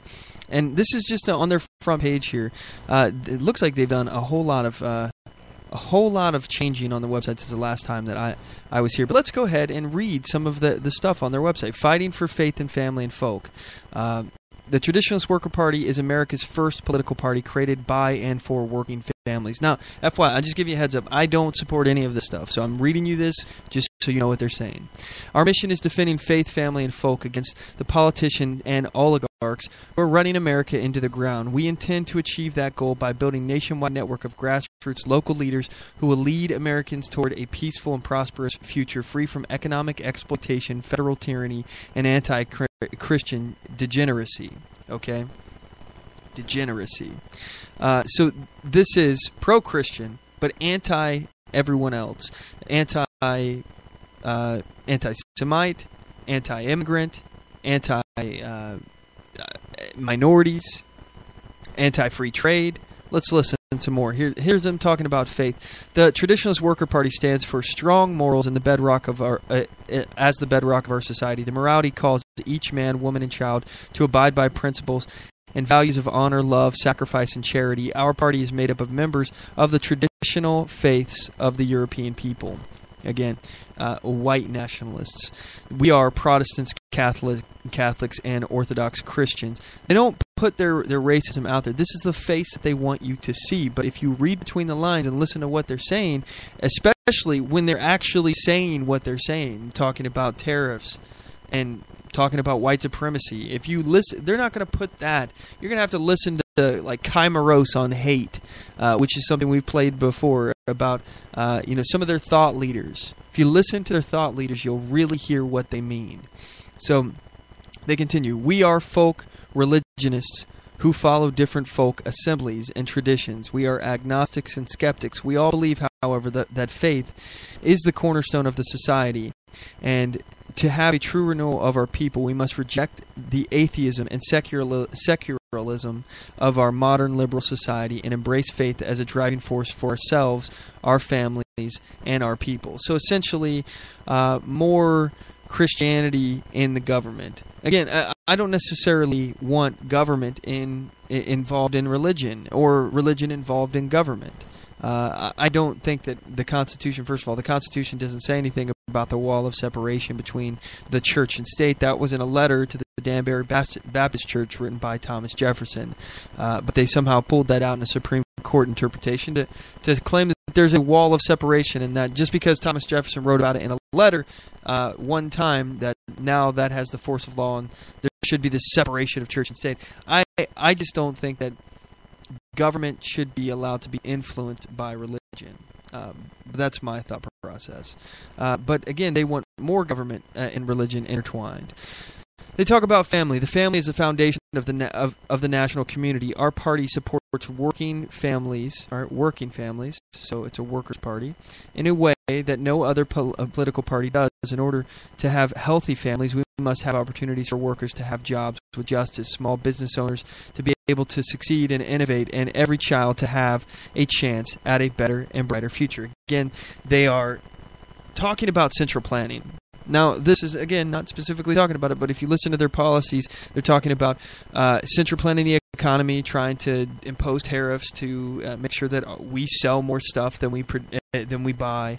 But again, all that starts as a trade war, and it eventually, no matter what, always shrinks your nation's GDP, your wealth of your nation. You'll have less wealth overall if you impose tariffs than if you just allow people to trade free. They continue. The Traditionalist Worker Party supports family having the ability to raise their children safely in a healthy environment and be healthy in mind, body, and soul. None of this sounds bad, right? It doesn't sound bad on its face, but until you start listening to the philosophy, that's when you see this. They're just bringing you in. They're bringing you in with a presentable face. Anyway, they continue. We support law and order to keep our community secure, self-defense so that every family can protect itself, and the nation, and laws that will strengthen the family unit economically, socially, physically, and spiritually.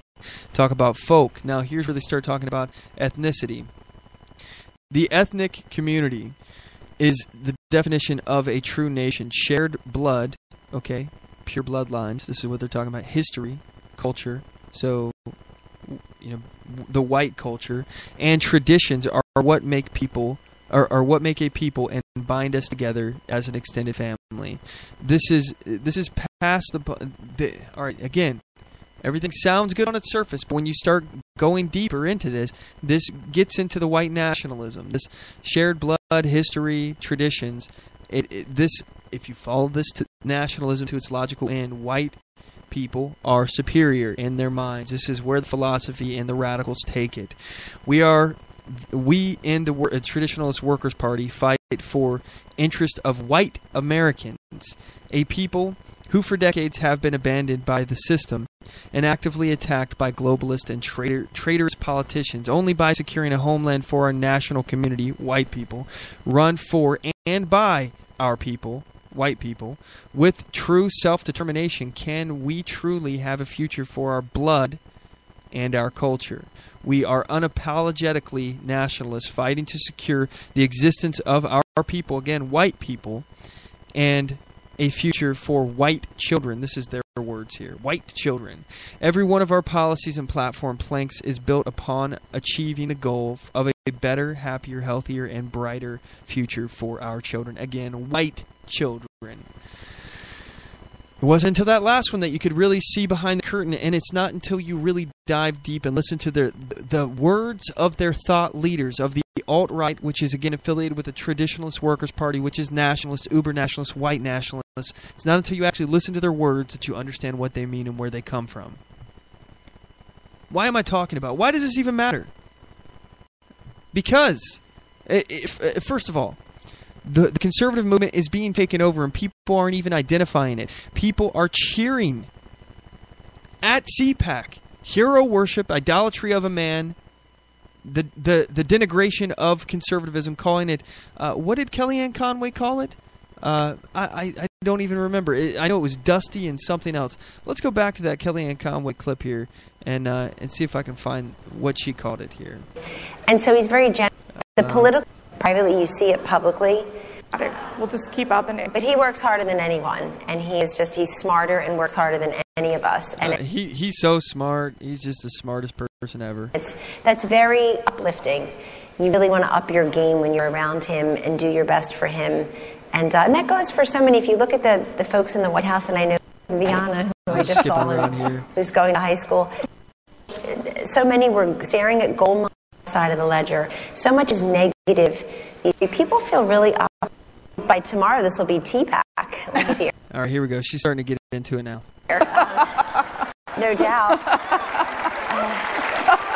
So every great movement, which the conservative movement is, of course, every great movement ends up being a little bit sclerotic and dusty after a time. Sclerotic and dusty. She's calling conservatism sclerotic and dusty. Okay, so that's that.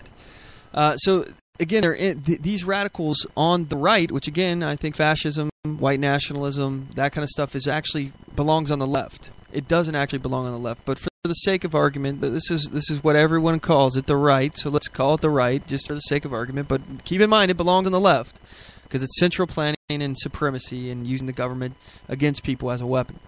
They're infiltrated the Republican Party. That's what's happening right now, and we're calling it conservatism. It's happening at CPAC, and people are cheering. It reminds me. This really reminds me of the Star Wars scene, where this is how liberty dies, with thunderous applause. In fact, here's a clip. In order to ensure the security and continuing stability, the Republic will be reorganized into the first galactic empire for a safe and secure society.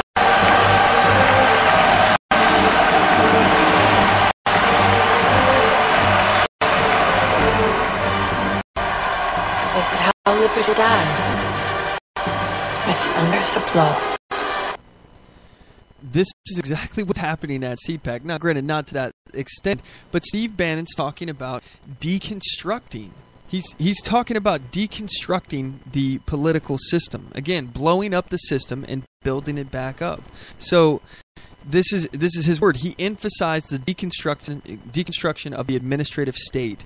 The same way that actually in just that clip they were talking about reconstructing the republic into an empire.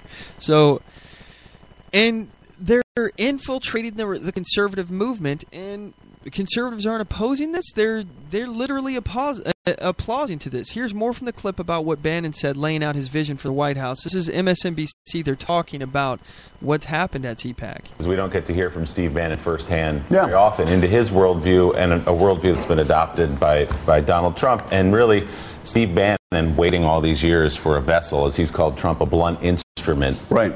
To use to impose his worldview. Well, there are a lot of things about the Trump administration and the people around him that are not conservative. They are not conservatives, but that was a conservative speech. And he sounded an awful lot like Theresa May when he was talking about economic nationalism, when he said we are a nation with an economy. And this is not conservative. Again, it's what happens when you ally with somebody with one or two common issues or just a couple common issues, but they have a different agenda with you. This happened again to the Democrats. Keep in mind, as we talked about, the radicals have taken over the Democratic Party. This is a real potential to happen here in the Republican Party. And not an economy that just happens being a nation. Reminds me of Theresa May when she was speaking to the Tories, saying that if you're a citizen of the world, you're a citizen of nowhere, something along those lines. And as far as deconstruction goes, it sounds an awful lot like what we said in 1994. And all I will say about the power of the state is I got elected by screaming about the dangers of a $4 trillion national debt. 4 seems quaint. I would love 4. It is 20 now. It's headed to 30. You would need about 30 people thinking exactly like Steve Bannon to simply stop the deficit from being over $300 billion for the next 20 years. So I'd probably like him at CPAC, and people that want a smaller, more restrained state probably like him as well. And it's the CPAC message. Yeah, although in some ways it's not totally the conservative message. I mean, economic nationalism suggests less trade, more tariffs potentially. That's not a particularly conservative message. Internationalism actually goes back in the conservative economic theory quite a long way. Well, the idea of globalization and trade is something that Republicans have traditionally supported. But Caddy, finally, somebody who's making some sense. Again, this is the misconception. Tariffs are not conservative. Tariffs are central planning and anti-free market. Conservatives have stood with the free market. So this is not conservative. There has been a split, though, in the party. And speaking of 94, they're about half of. Yes, there is a split in the party. There's a split between those who believe in economic nationalism, which they are these traditionalist worker party, the alt-right, people who are energized in that section, and those who actually believe and have an ideology of conservatism. Of us. That whenever Newt would, the first thing Newt wanted to do was he wanted to do the Mexican bailout, which wasn't really a bailout of Mexico. It was a bailout of Goldman Sachs, who had invested a lot in Mexico and needed to be rescued. But so that was one of our first economic fights. And I think there are a lot of Republicans like me and like all those that came in 94 that, yeah, free trade, that's great. But we're just not going to bow at that altar. What impact is it going to have on everybody across the country? And there's always been that strain underneath in the House. Certainly Paul Ryan doesn't share that opinion, and most of the leadership doesn't. But there's always sort of been that strain in conservatism. I think this is the first time it's ever reached the other side of Pennsylvania Avenue on the Republican side. So it's fascinating. And it's interesting how protectionism has shifted from being something that unions and the left supported to having now become the mantra of a certain group within the conservative. And that is because, again, as I've said, Donald Trump is not a conservative. Donald Trump is a progressive nationalist, and there's a huge difference between a progressive nationalist or a nationalist progressive who thinks it's okay to use central planning, use the government to control the economy, to pick the winners and losers, to find the areas where they want to invest in, and use a coercive force of government to follow that through. There's a difference between that and somebody who believes in free markets and individual freedom and personal liberty and the Constitution and small government. That's what conservatives believe. Conservative and right movement. I mean, it's gone out of fashion. But again, Willie, and you can see why. You can see why it's been part of the more conservative theory. I just wonder whether really all of those the very notion of conservatism, how does that fit with a chaos theory of government that Bannon seems to be espousing, which is you go in and in every single department, our mission is to blow the place up, effectively is what he's saying. We want to administrative deconstruction of the state. We want to radically change everything. And it is a kind of chaos theory of government. How does that fit with people in that audience who are conservatives? Well, again, wanting to conserve rather than blow it up. Now, again, there's some commonality that we may share here if we're talking about reducing the government size and scope, yeah. But there's a difference between establishing more checks and balances, cutting back, balancing the budget, reducing the amount of regulation and burdens and things like that. There's a major difference between cutting government back and blowing up the system. Very big, important distinction to make, and I think it's important that we identify this distinction and also point out the fact that Steve Bannon, Donald Trump are not conservatives.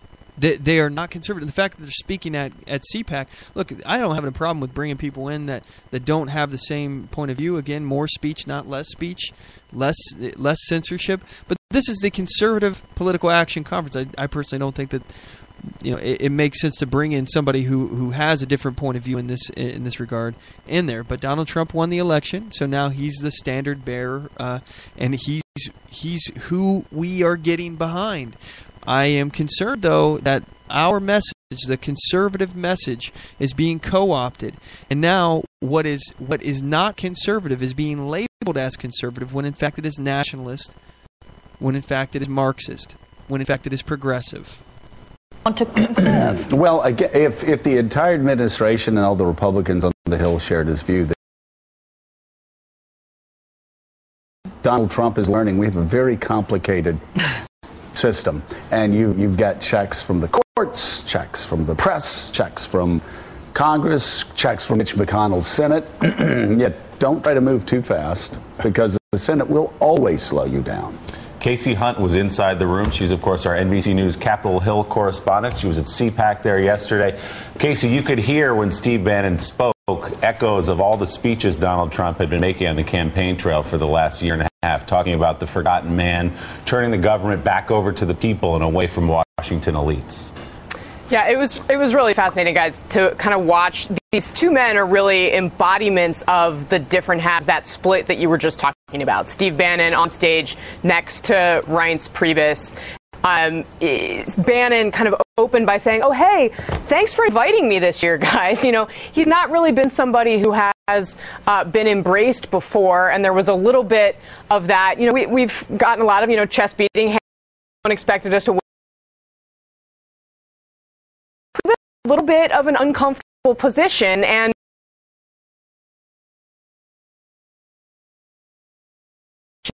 the two of them to see how they reacted. And there was certainly applause for both of them, but there were some people in that room who kind of sat and just watched and listened to Bannon, didn't stand up, didn't clap, and you could hear Priebus making kind of a pitch to those people in the room, those ideological conservatives. Take a look at what Priebus had to say about that.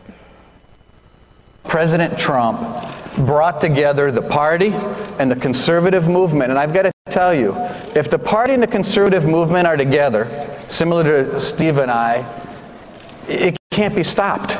I contend that the conservative movement had absolutely nothing to do with Donald Trump getting elected. I think that for the most part, he didn't have the conservative movement. The conservative movement just decided that it was a lesser of two evils. They voted for him because he was the guy with the R behind his name, and he had some things that a lot of people seem to like, but he wasn't a conservative. Again, he's a progressive nationalist. So, and for the most part, he got elected because Hillary was weak, and because the left has already hollowed out their center and pushed people to an independent status where, if they don't believe in this identity politics of division, then they were looking elsewhere to vote. And they've ostracized a key component of their political base, which is white people, white working class Americans. You need white people to get elected in America. White people elected Donald Trump. White people also elected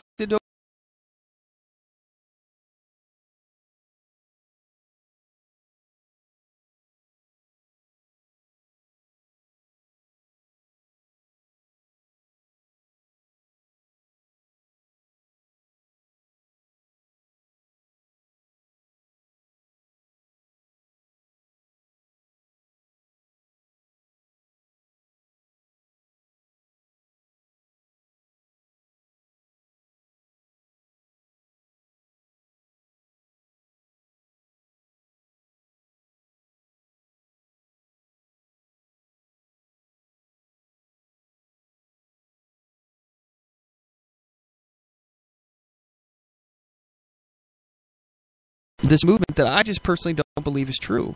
Maybe they do. Maybe you do.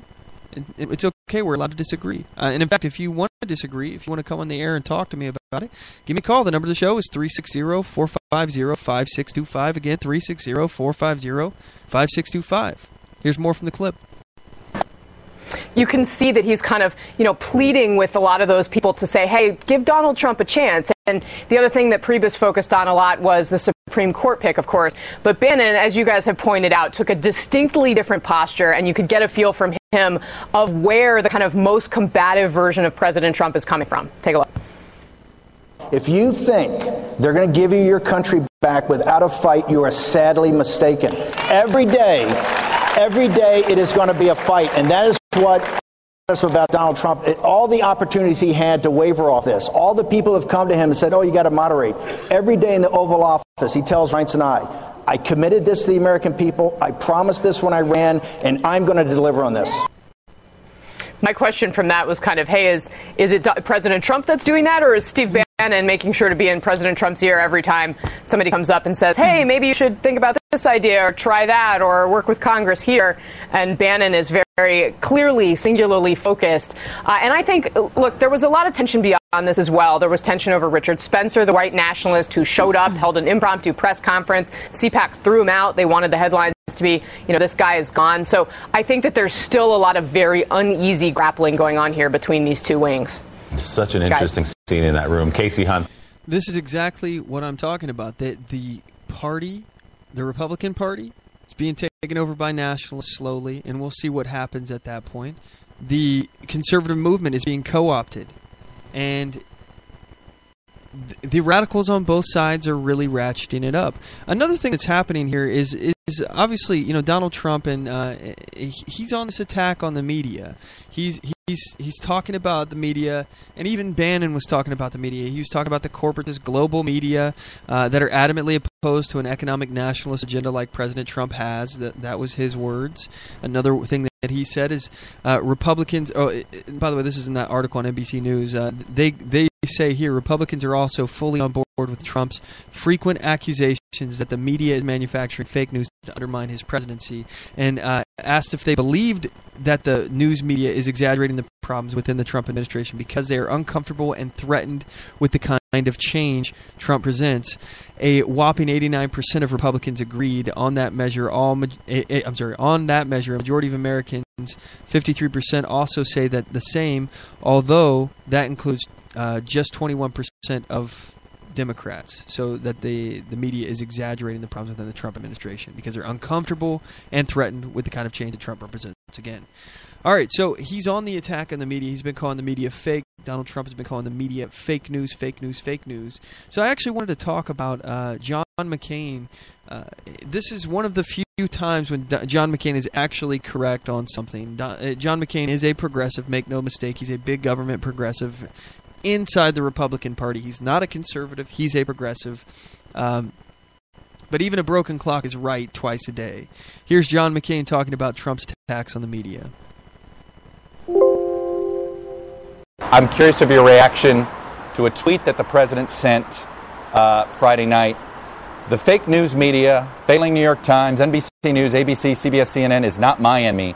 It is the enemy of the American people. So first of all, let's talk about that before we play his reaction, John McCain's reaction to this.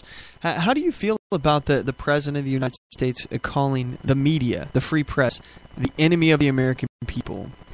Personally, this is very, very accelerated and exaggerated rhetoric. And I'm concerned about any kind of attacks on the media, not just through words, though, I mean through action. So, like, if he does actually try to do things to limit the free speech of the press, if he does try to impose, like, a license for journalists, make them register, if he loosens the libel laws so that he can sue the press for, as he said, he wants to be able to sue the press for saying intentionally negative things about him. Well, that's called free speech. And again, the answer to speech you don't like is more speech, not less speech. Not being able to shut people down and sue them because they said something that was negative about them, that they really hurt your feelings. Oh, boo-hoo. Look, people people are going to say things that you don't like.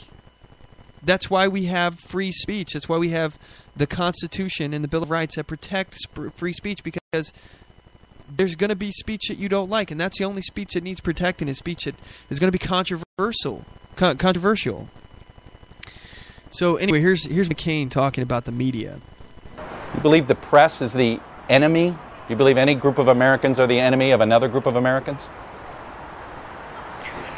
I was talking about the period, as you know, of the New World Order. A fundamental part of that New World Order was a free press.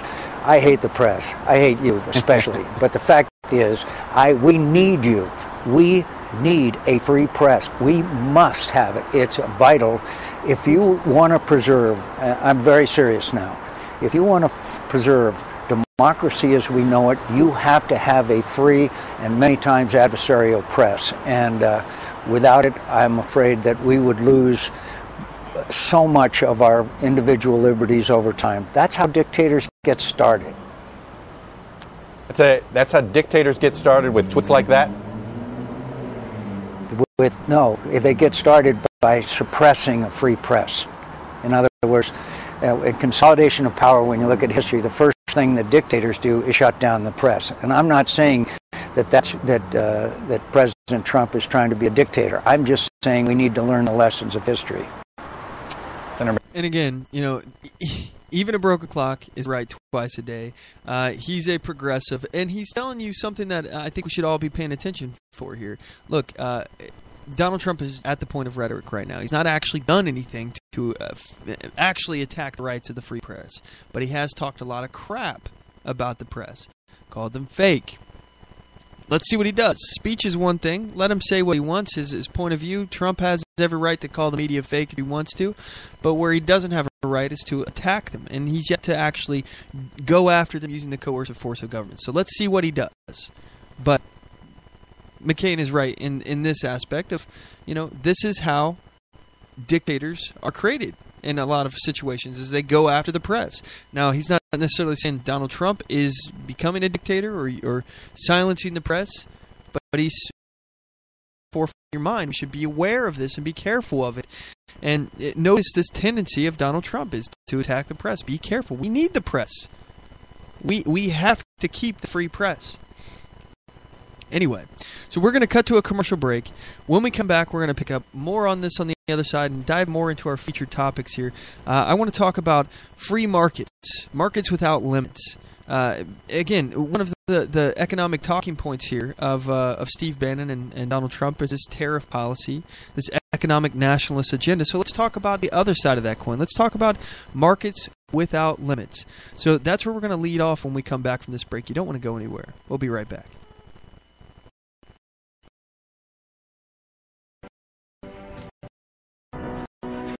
Hi, I'm Latasha Worley, and I work with candidates to creatively and effectively communicate their message to voters. I offer professional graphic design services, from yard signs to flyers, from logos to vehicle magnets. Email me today at latashaworley@gmail.com. That's LATOSHA Worley@gmail.com for a quote on items for your campaign.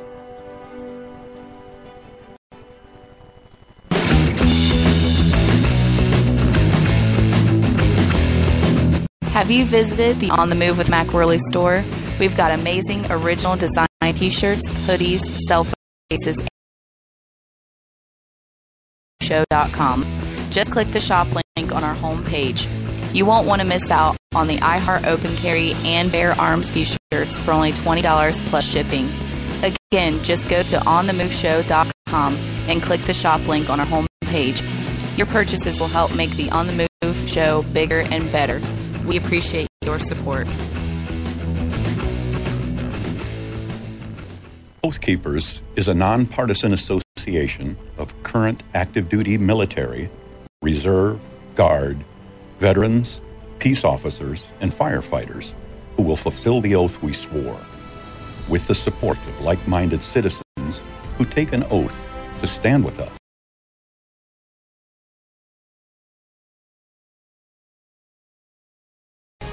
So help us God. Join us at oathkeepers.org. Broadcasting from deep within the heartland of free America, where liberty still shines bright. You're listening to On the Move with Mac Worley III. And we're back. I appreciate you all sticking with us to the break. All right, so let's pick up where we left off here. Our next featured topic that I would like to get into here is markets without limits. And this is from Learn Liberty. They're talking about the free market system. So this is a quick clip. We'll go ahead and talk about it. Markets without limits. Where do we draw the line? This is from learnliberty.org. Here we go.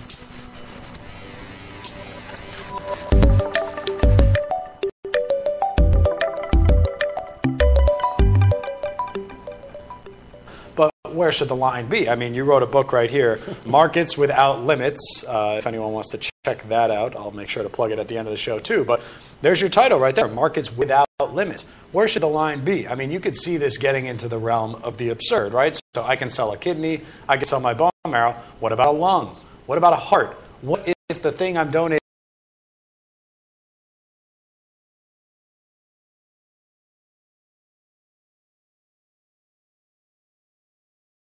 in dire economic straits to do something stupid that is medically inadvisable just for a quick buck? Where, as the author of Markets Without Limits, where should the line be drawn when we're talking about organ markets?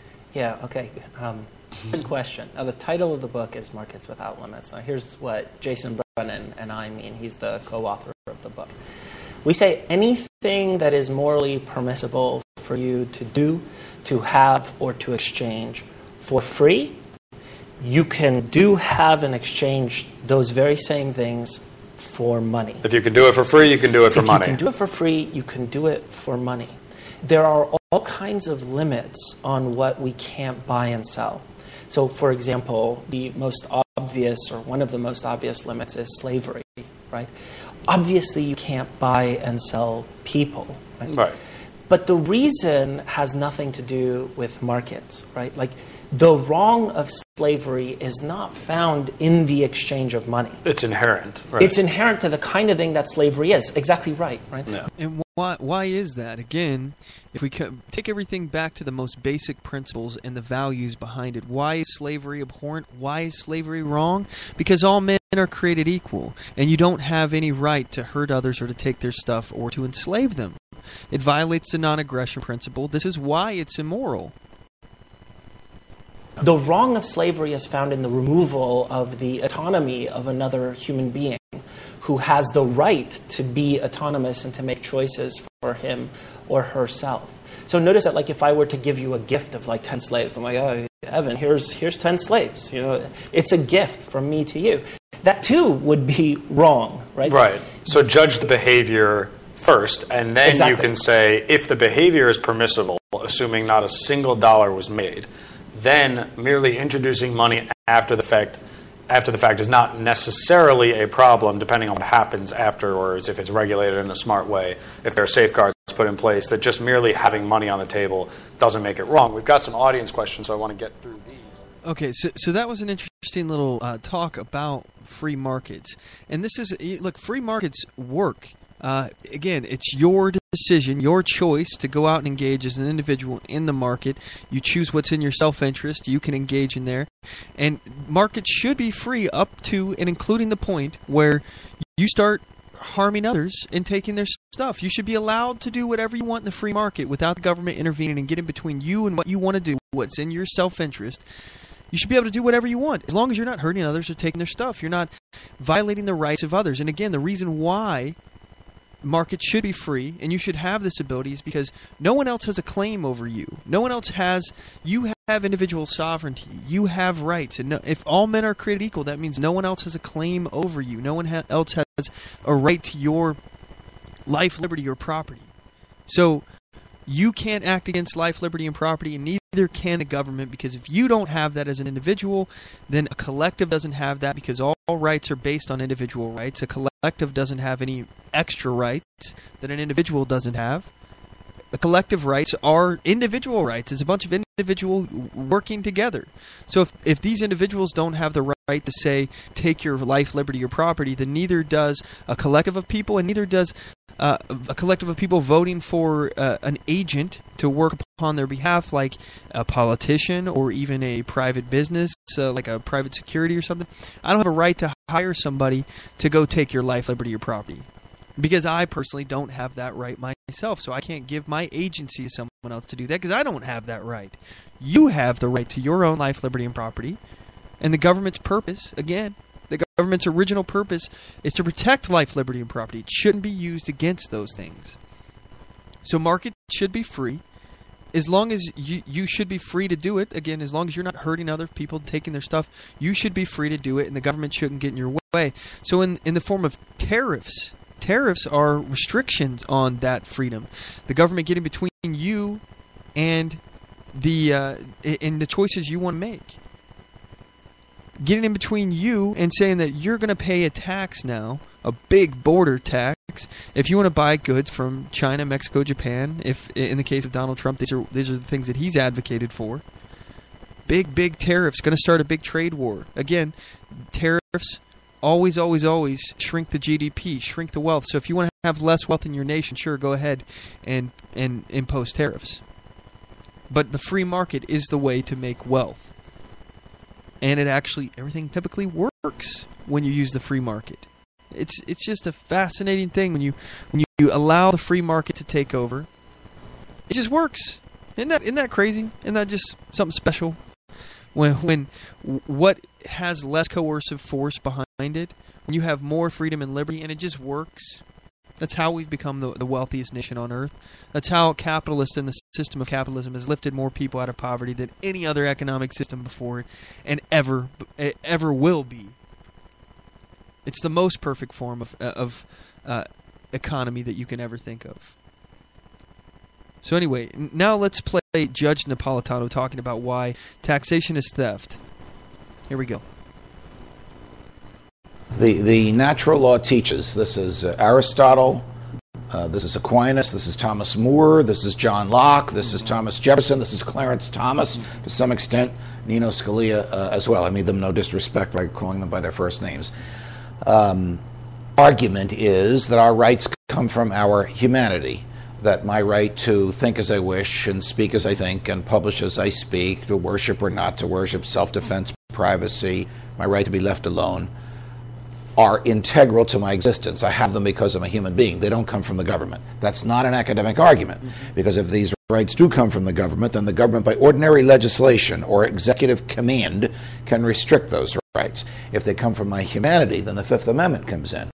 The government can only interfere with those rights, life, liberty, or property, with due process, meaning show me what I did wrong, prove it to a neutral jury, let me defend myself and challenge you, and give me the right to appeal. Basic due process. But then also, it's not simply procedural due process, right? It's substantive. Because your book, Dred Scott's Revenge, which is a fascinating history of race and law in America, I mean, you take issue with the Dred Scott decision. Because some things are just plain wrong. Right. And to suggest that one class of people can enslave another class of people, not because of any culpability on the part of the enslaved class, but just by virtue of their place of origin or the color of their skin, violates substantive due process, which basically means the law has to be fair. It has to be, as Aquinas would have said and did say, a rule of right reason for the common good, not a rule of convenience for the good of some.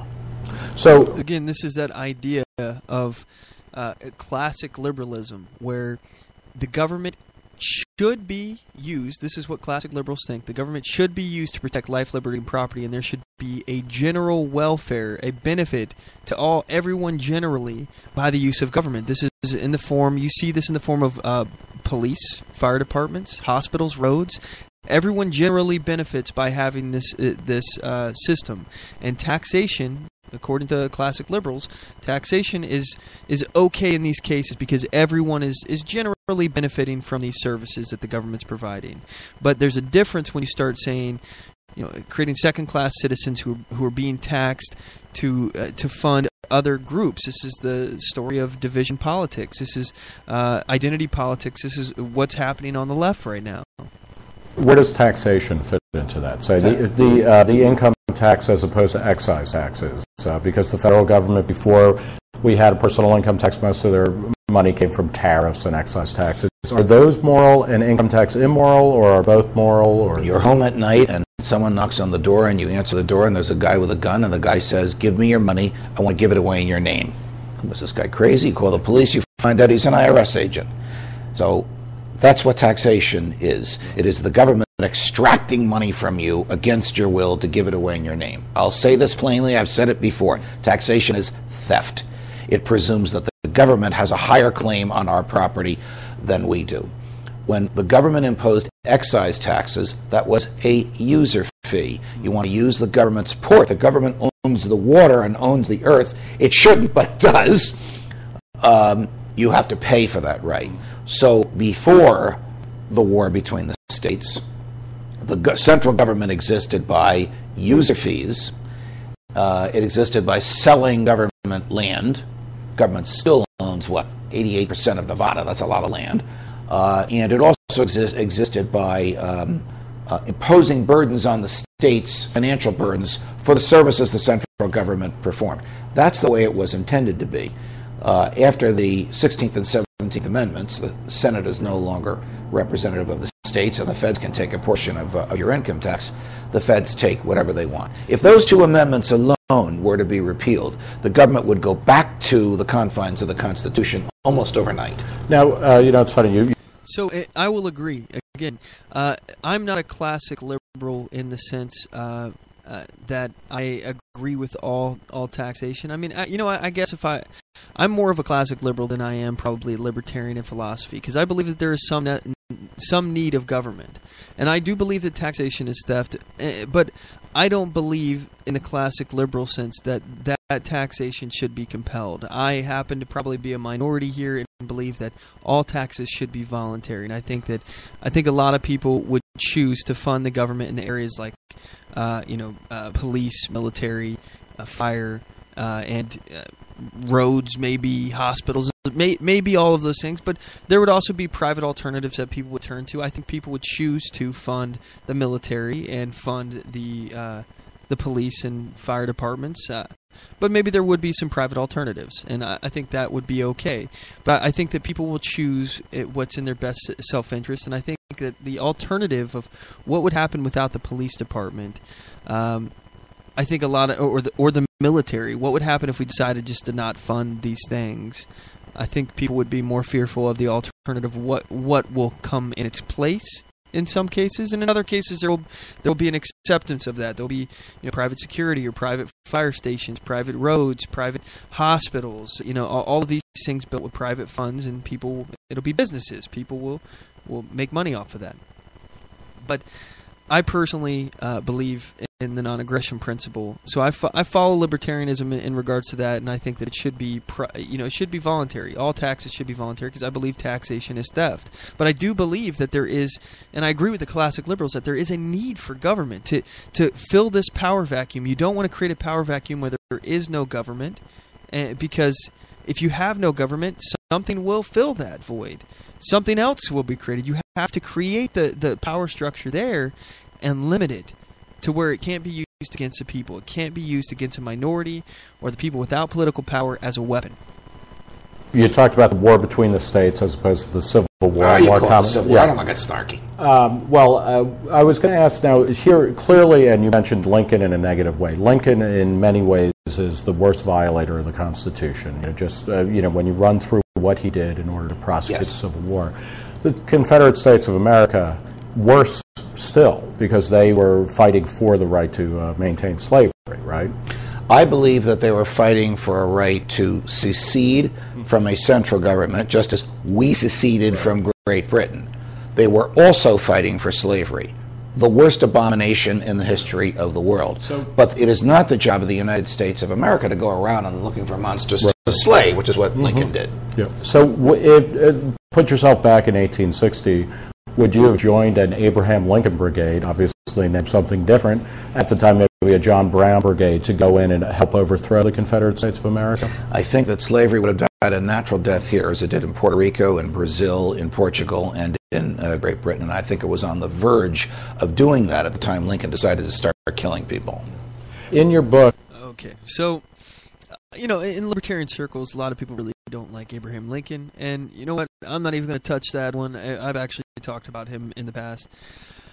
I think slavery would have ended on its own. I agree with Judge Napolitano on this. But am I happy that Lincoln saved the Union? Because that was a choice, that either let the South secede. But why were they seceding? Because of the threat of ending slavery? Look, the founders pushed slavery off onto the next generation, and they thought that creating the Union was more important than settling the debate on slavery. They pushed that down the road. So, it's kind of hard to argue. Again, Lincoln violated the Constitution. He took power. I think that both were bad guys. We're able to live in the nuance here and identify the nuances of the situation. Both people can be bad, and both people can have good things about it as well. Again, the South was abhorrent in advocating for slavery and using this institution of slavery. That is a terrible practice, an inhumane practice, and it violates the natural rights of these individuals who were enslaved. However, they also did have a right to secede. As sovereign people, as a sovereign state, these states did have a right to secede. Although Lincoln, he violated the Constitution to force them to stay in the Union. But overall, it's a good thing that slavery ended. However, we can, Monday morning quarterback and say slavery might have ended on its own. It could have very well ended.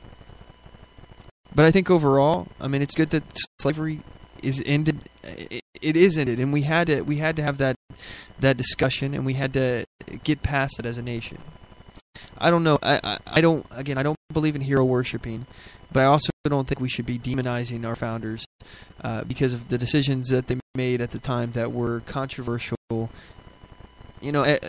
Lincoln was a man. Lincoln was a man, and I think he made the best decision with what he could at the time. And keep in mind, he did give up the power. He violated the Constitution, but then gave up power.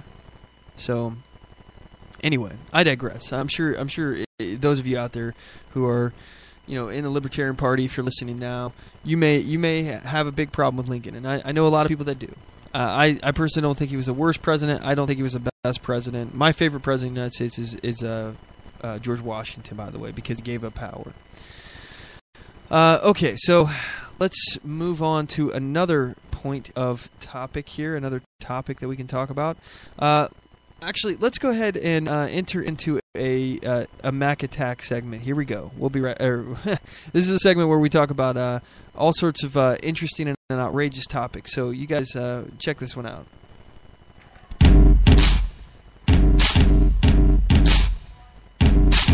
It's time for the Mac Attack!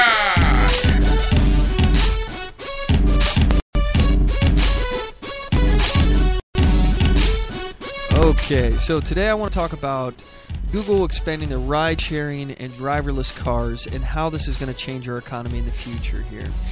Here's an article on Engadget.com, engadget.com. Google's ride-sharing platform is expanding beyond the Bay Area. Waze riders expected to launch in several U.S. cities over the next few months. The article reads here, after successful tests of its casual carpool service in the Bay Area and Tel Aviv, Alphabet's combination navigation app and ride-sharing platform, Waze is ready to expand beyond its first two test markets, according to a news report from the Wall Street Journal. The Waze Rider Companion app will launch a new service in several U.S. cities as well as Latin America over the next few months, while Waze's carpool service is likely to take a chunk of Uber's business, which Alphabet is also invested in through its venture capital arm, Google Ventures. The Waze approach to ride-sharing is a little more casual. As Waze CEO Noam Barden told the Wall Street Journal, can we get the average person on his way to work to pick someone up and drop them off once in a while? That's the biggest challenge, because riders are technically only reimbursing the driver for mileage.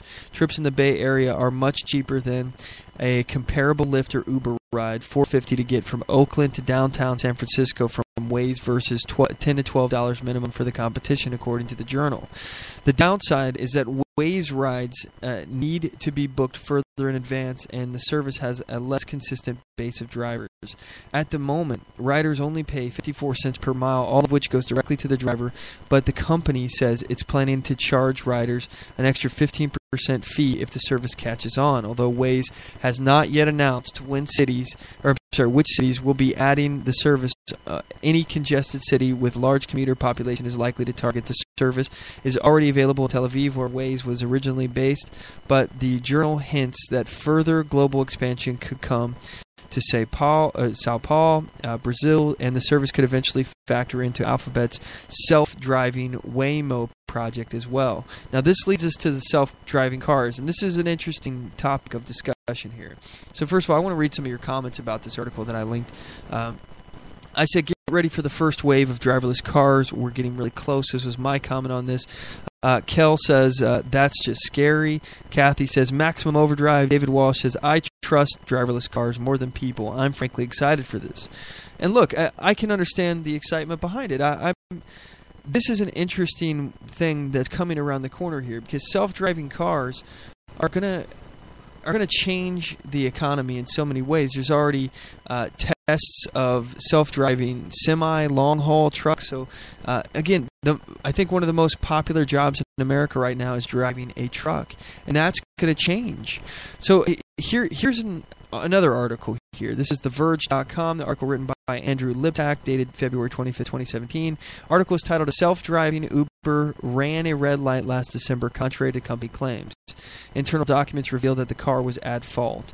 So this is a narrative that's been going around. And in fact, I'm actually watching the footage right now of this, and it's showing the dash camera footage of what happened in the event. You can actually go through and see this whole footage of it. But the narrative that was going around is that these self-driving cars are they're over there safer than the humans out there, because they make less human error. So, and that narrative is actually false. Last December, a self-driving Uber was caught on camera running a red light in San Francisco shortly after the vehicle began testing the roads. While Uber claimed at the time that a driver was at fault, a report from the New York Times claims that the car was in error. The New York Times cites 2 company employees and an internal company document that revealed that the mapping programs guiding the vehicle in question failed to recognize 6 traffic lights, which allowed it to roll through a red light last December. Shortly after the pilot project in San Francisco began, California's Department of Motor Vehicles revoked the registration of the cars after the company failed to apply for a $150 permit. Uber then brought the cars to Arizona to resume the testing and are now picking up passengers in the state. The ride-sharing company has had a rough week after allegations of systemic sexual harassment from a former employee that came to light, as well as lawsuit in Alphabet's Waymo claiming that Uber stole key technology for their self-driving car program. So here's something to think about in the future, and I don't know how quickly we'll get there, but I do think that the next 20, 50 years, maybe even a whole lot sooner, as these self-driving programs, I would say probably in 15, honestly, if I'm going to really pick a point, if we don't have some big shock to our economy and we're not down to a third world country. If the globalists like Soros don't succeed in taking us down to a third world country so that they can set up this global government, and in order to do that, they have to destroy America to do it, because we're as George Soros has claimed, that we're the biggest stumbling block in the way of a new world order. If that doesn't happen and we keep continuing on as we have been, I think in the next 10 to 15 years, it wouldn't be so much to believe that self-driving cars could completely be taken over. We can really perfect this, and this is going to be a common thing, that these cars are going to be driving around, and I think eventually they will probably be safer. And my concern is that the government will take over and say it's now illegal for you to drive your car, because you're creating more of a risk. And even if it's not the government, insurance companies could charge you exorbitant amounts by driving your own car and drive it out of out of business, basically, and make you would have to, in order to afford to be able to have a car, you'd have to have a self-driving car because the cost of insuring you might be so exorbitant. So there's several ways that they could go about getting rid of people driving cars, through the insurance system and through the coercive force of government. I'm just interested in where this is going to go. The article I just read to you about self-driving cars, I also made a post about this on Facebook, and you guys left some very interesting comments. Dan said it must have been a female. I don't know what you're talking about, Dan. Kel says, unsafe. We're not ready for driverless cars. Dan said again, Kel, the sad reality is that they'll probably drive better than most humans, and you're probably right. Kel says, yeah, not buying it. People need to be more responsible behind the wheel, but a lot do suck. Dan continues this conversation. The first driverless Uber to hit a pedestrian, and it's over. We'll see. I don't know. I don't know if that's going to happen. We'll see if that happens. But still, a few thousand people die every year in car accidents. So I can see that argument being made, that human error is causing people to die. Veronica says self-driving cars is a bad idea. I don't think it's a bad idea.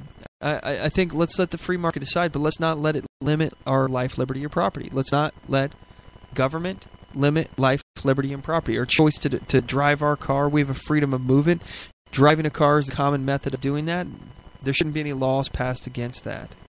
So I'm interested in this technology, and you can choose to whether or not you want to use it. It does have a lot of applications, but let's point out here at the consequence of these kind of new technologies that are going to completely shake up the game. Here's an article on the dailymail.com, dailymail.co.uk. Will your job exist in 2025? A new report warns that 50% of occupations will be redundant in 11 years' time. Experts believe half of today's jobs will be completely redundant by 2025. Artificial intelligence will mean that many jobs will be done by computers. Customer work, process work, and middle management will disappear. Report states that workspaces with rows of desks will no longer exist. I want to read this article when we come back from this break. We're going to start with that when we come back. You guys don't want to miss what's coming up next.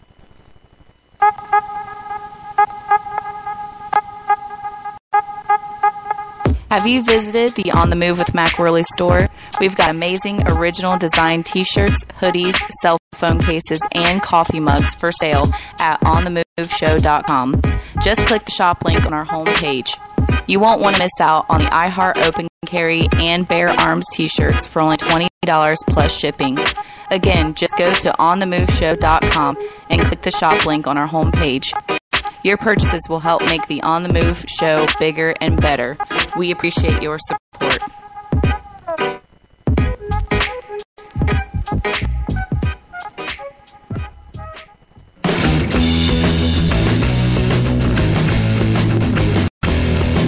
Are you an activist who needs affordable flyers or brochures for passing out literature? Or a political candidate who's looking for business cards, logo designs, yard signs, or vehicle decals? Email me, Latasha Worley, for all your graphic design needs at latashaworley@gmail.com. That's LATOSHA Worley@gmail.com. And don't forget to mention On the Move to get a 10% discount on all graphic design services.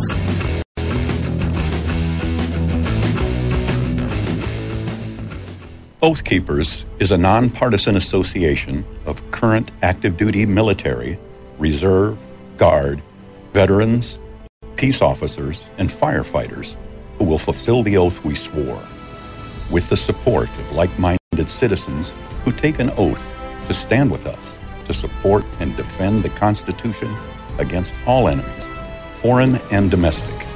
So help us God. Join us at oathkeepers.org. Broadcasting from deep within the heartland of free America, where liberty still shines bright. You're listening to On the Move with Mac Worley III. All right, we're back. Will your job exist in 2025? This is an article on Daily Mail. we're talking about this exact topic. And it's a new report from the CBRE that's talking about how 50% of the occupations will be redundant in 11 years' time due to artificial intelligence. The article is written by Jenny Offer, and it's published November 2014. November 2014. So it's this is actually kind of old, but we're talking about 2025. From self-driving cars to care bots for elderly people, rapid advances in technology have long represented a potential threat to many jobs normally performed by people.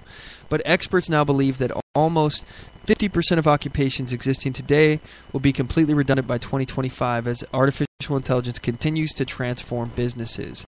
A revolutionary shift in the way workplaces operate is expected to take place over the next 10 to 15 years, which could put some people's livelihoods at risk. Customer work, process work, and vast swatches of middle management will simply disappear, according to a new report by consulting firm CBRE and China's based Genesis. Experts predict that 50% of occupations today will no longer exist by 2025 as people will take up more creative professions, said Martin Chen, Chief Operating Officer of Genesis.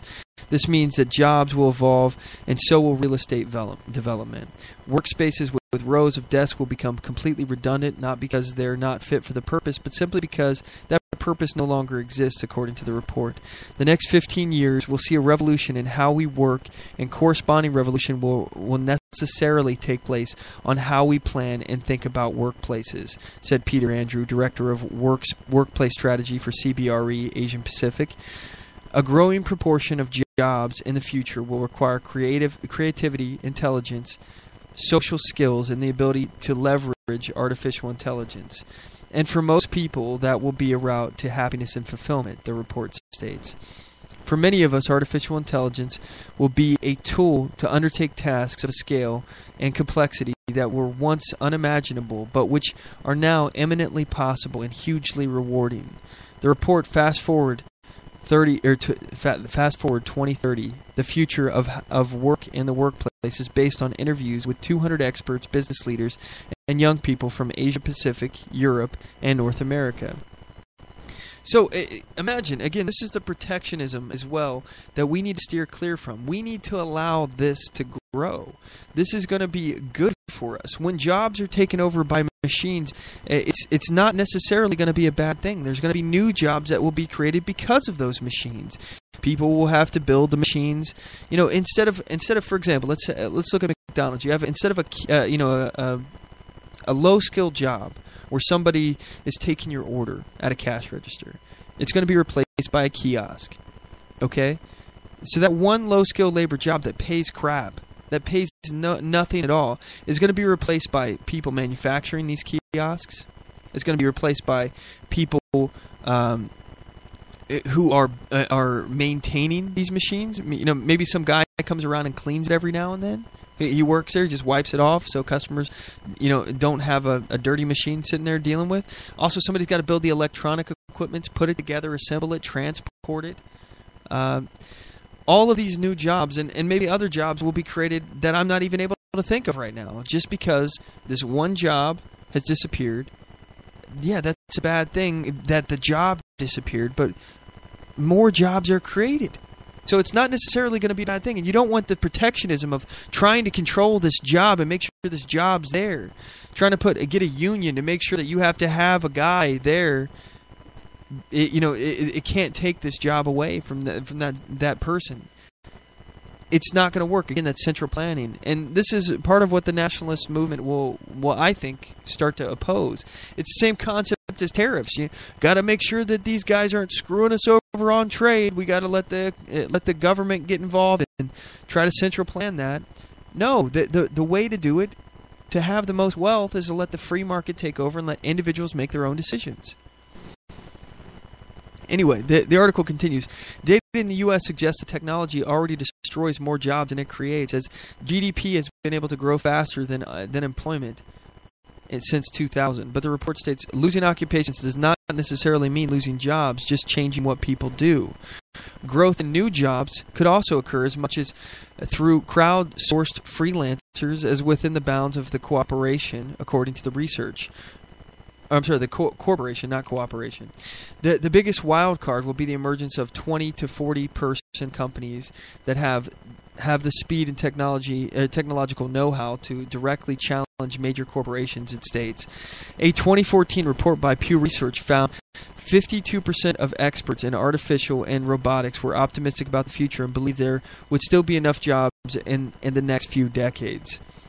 The optimists envisioned a future in which robots and digital agents do not displace more jobs than they create. Microsoft Jonathan Gruden told researchers that technology will continue to disrupt jobs, but more jobs seem likely to be created. I want you to imagine also, think about the future of space travel. Elon Musk and his, I think it's SpaceX program, it's a private business. It just launched I think it was a satellite into space, and it's meeting with the International Space Station. Private space exploration is about to blow up. There's going to be colonization in space, maybe not within our lifetime, but within the next, 100 years, maybe less. Private colonization. There's going to be, it's going to be the new frontier. The amount of trade and jobs that are going to be created from space exploration, private space exploration, is going to blow up. Jobs aren't going to go away. We're going to have jobs. We just got to let the free market take over and let people who are interested and have the self-interest to do this, to actually step up and do what's in their own self-interest. Don't let the government get in the way unless they're hurting people or taking their stuff. So here's the top 20 jobs that are most at risk of being replaced by robots. All right, this is the top 20, and I'll give you the jobs least at risk according to this article. Number 1 is telemarketers. Telemarketers are at the most risk of being replaced by robots. Title examiners, abstractors, and searchers. People working in sewers, that's number 3. Number 4, mathematical technicians. Number 5, underwriters. Number 6, watch repairers. Number 7, cargo and freight agents. Number 8, tax preparers. Number 9, photographic process workers. Number 10, new account clerks. Number 11, library technicians. Number 12, data entry keyers. Number 13, timing device assemblers. Number 14, insurance claims. Number 15, brokerage agents. Number 16, order clerks. Number 17, loan officers. Number 18, insurance appraisers. Number 19, umpires, referees, and sports officials. Number 20, tellers. The top 20 jobs at least risk of being replaced is chiropractors, number 1. Number 2, biochemists and biophysicists. Number 3, electronic engineers except computers. Number 4, directors, religious activities and education. Number 5, supervisors of correction officials. Number 6, art directors. Number 7, orthodontists. Number 8, interior designers. Number 9, producers and directors. Number 10, photographers. Number 11, physical therapists. Number 12, fashion designers. Number 13, material engineers. Number 14, material scientists. Number 15, soil and plant scientists. Number 16, health and diagnosing and treatment practitioners. Number 17, civil engineers. Number 18, physical therapist assistants. Number 19, architects except landscape and naval. Number 20, environmental engineers. According to this is their list of top 20 jobs not at risk. So anyway, where one door is closed, a window is opened. And as technology advances and jobs are killed as a result of the technology, then another job will be created as a result. That's a natural balance. Just because 50% of our jobs are going to go away in some fashion, that doesn't mean 50% of our jobs aren't going to be created. And maybe more jobs will be created than we lose. So I think the future is hopeful. I think we have a lot of hope in the future to look forward to. So now I want to actually talk about another story. Let's pivot here and talk about the Dakota Access Pipeline protesters, that they just decimated this area. They left this pipeline area covered in trash. All right. Here's an article from npr.org, written by Amy Sisk. The article is dated February 22nd, 2017.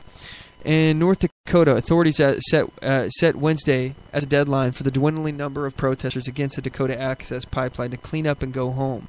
At the main protest camp, a massive cleanup effort has been underway. Semi-trucks have been hauling debris out of the camp, and people here are piling garbage into bags. It looks like a trash pile, but it's getting picked up, and every spot is starting to look better and better as we work together, Dottie Agard of the Standing Rock Sioux Tribe says as she sorts through the abandoned goods.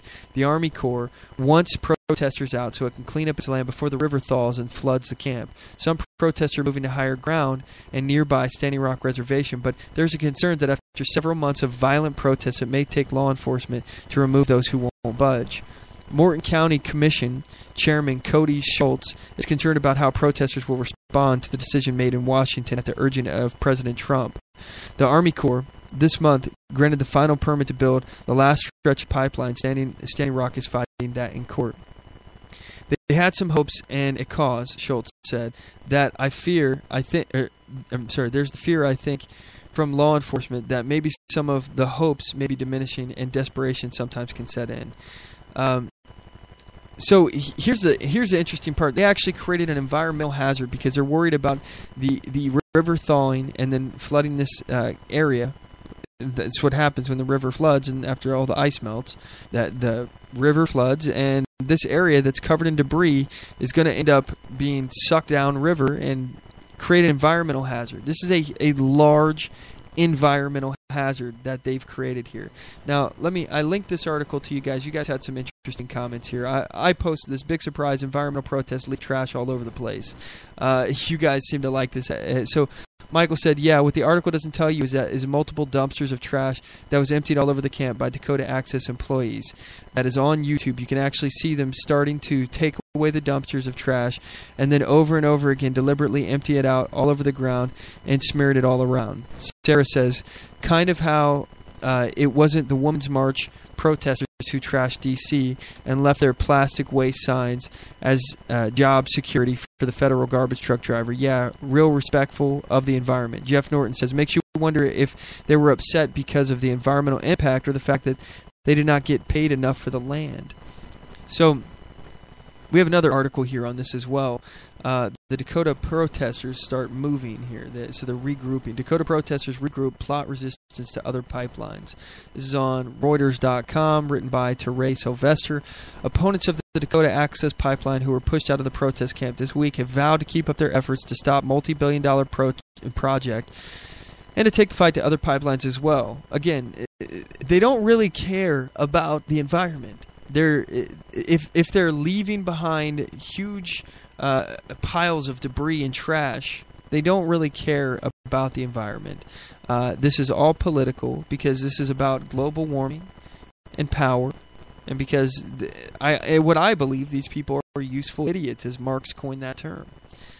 So anyway, the next targets that they're going after, they want to go to next to Canada. There's a Native American tribe running opposition to the pipelines in British Columbia. So they still, I mean, this is not the end of this Dakota Access Pipeline protest. These guys are, again, the left is coming out and still going to continue that. Now, I want to move into the final topic here in the final minutes of the show here. I want to talk about Donald Trump taking on the marijuana industry, and this is something that I am concerned about. Again, I don't support the war on drugs, and this is one of the things that I think Donald Trump will be wrong on if he does this. He said that he supported the war on drugs. He wants to, go after heroin. That he called it the heroin epidemic, but now it seems like they're turning their focus toward recreational marijuana. And again, I don't think it's worth it. It's too much money for us, and this is modern-day prohibition. And in fact, when you try to regulate things and restrict people based on laws that are intended to be preemptive against crime, the argument here, and keep in mind, the argument for the war on drugs is that marijuana is a gateway drug. All right, the war on drugs against marijuana in particular. Marijuana is a gateway drug, they argue, and it leads to addiction to other harder drugs, and that addiction leads to crime. Again, there's a lot of things that you got to jump through. You follow the logical path all the way down. marijuana, gateway drug, leads to heroin use essentially, and that heroin use or other harder drugs lead to addiction, and that addiction requires people to steal to feed their habit. This is the thought process. This is why it's illegal. However, when you make it illegal, what you've done is you've actually, first of all, created a preemptive law that's trying to prevent behavior before it happens rather than punish the behavior when it does. So instead of enforcing the laws of things that violate the non-aggression principle, instead of forcing or enforcing the law where if you steal from somebody, you go to jail, rather than stringently enforcing those laws, we try to make laws that prevent it from happening, prevent that crime. And in fact, by prohibiting marijuana and other drugs, all you've done is actually increase the crime because you've created an underground, unregulated black market that is affiliated with criminal activity in other ways.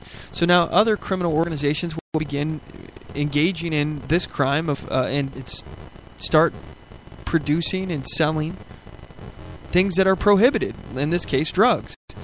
So you've created an underground, unregulated black market that's fraught with crime. This is one of the reasons why we have so much gang activity in cities like Chicago. The murder rate is astounding because people are fighting over drug turf. And this is the reason why we got rid of prohibition in the first place, because it gave so much power to these mobs, to the mafia, that they actually began to threaten the legitimacy of the U.S. government because they had so much power. So anyway, the Trump administration now is talking about going after and enforcing federal laws on recreational marijuana. And here is Sean Spicer talking about that. I'm going to go to Roby Brock from the Talk Business and Politics in Arkansas. Where is he from? Arkansas. Hey, thanks, Sean. Roby Brock with Talk Business and Politics here in Arkansas, the home of the rowdiest town halls in the nation. I have a question on medical marijuana. Our state voters passed a medical marijuana amendment in November. Now we're in conflict with federal law, as many other states are.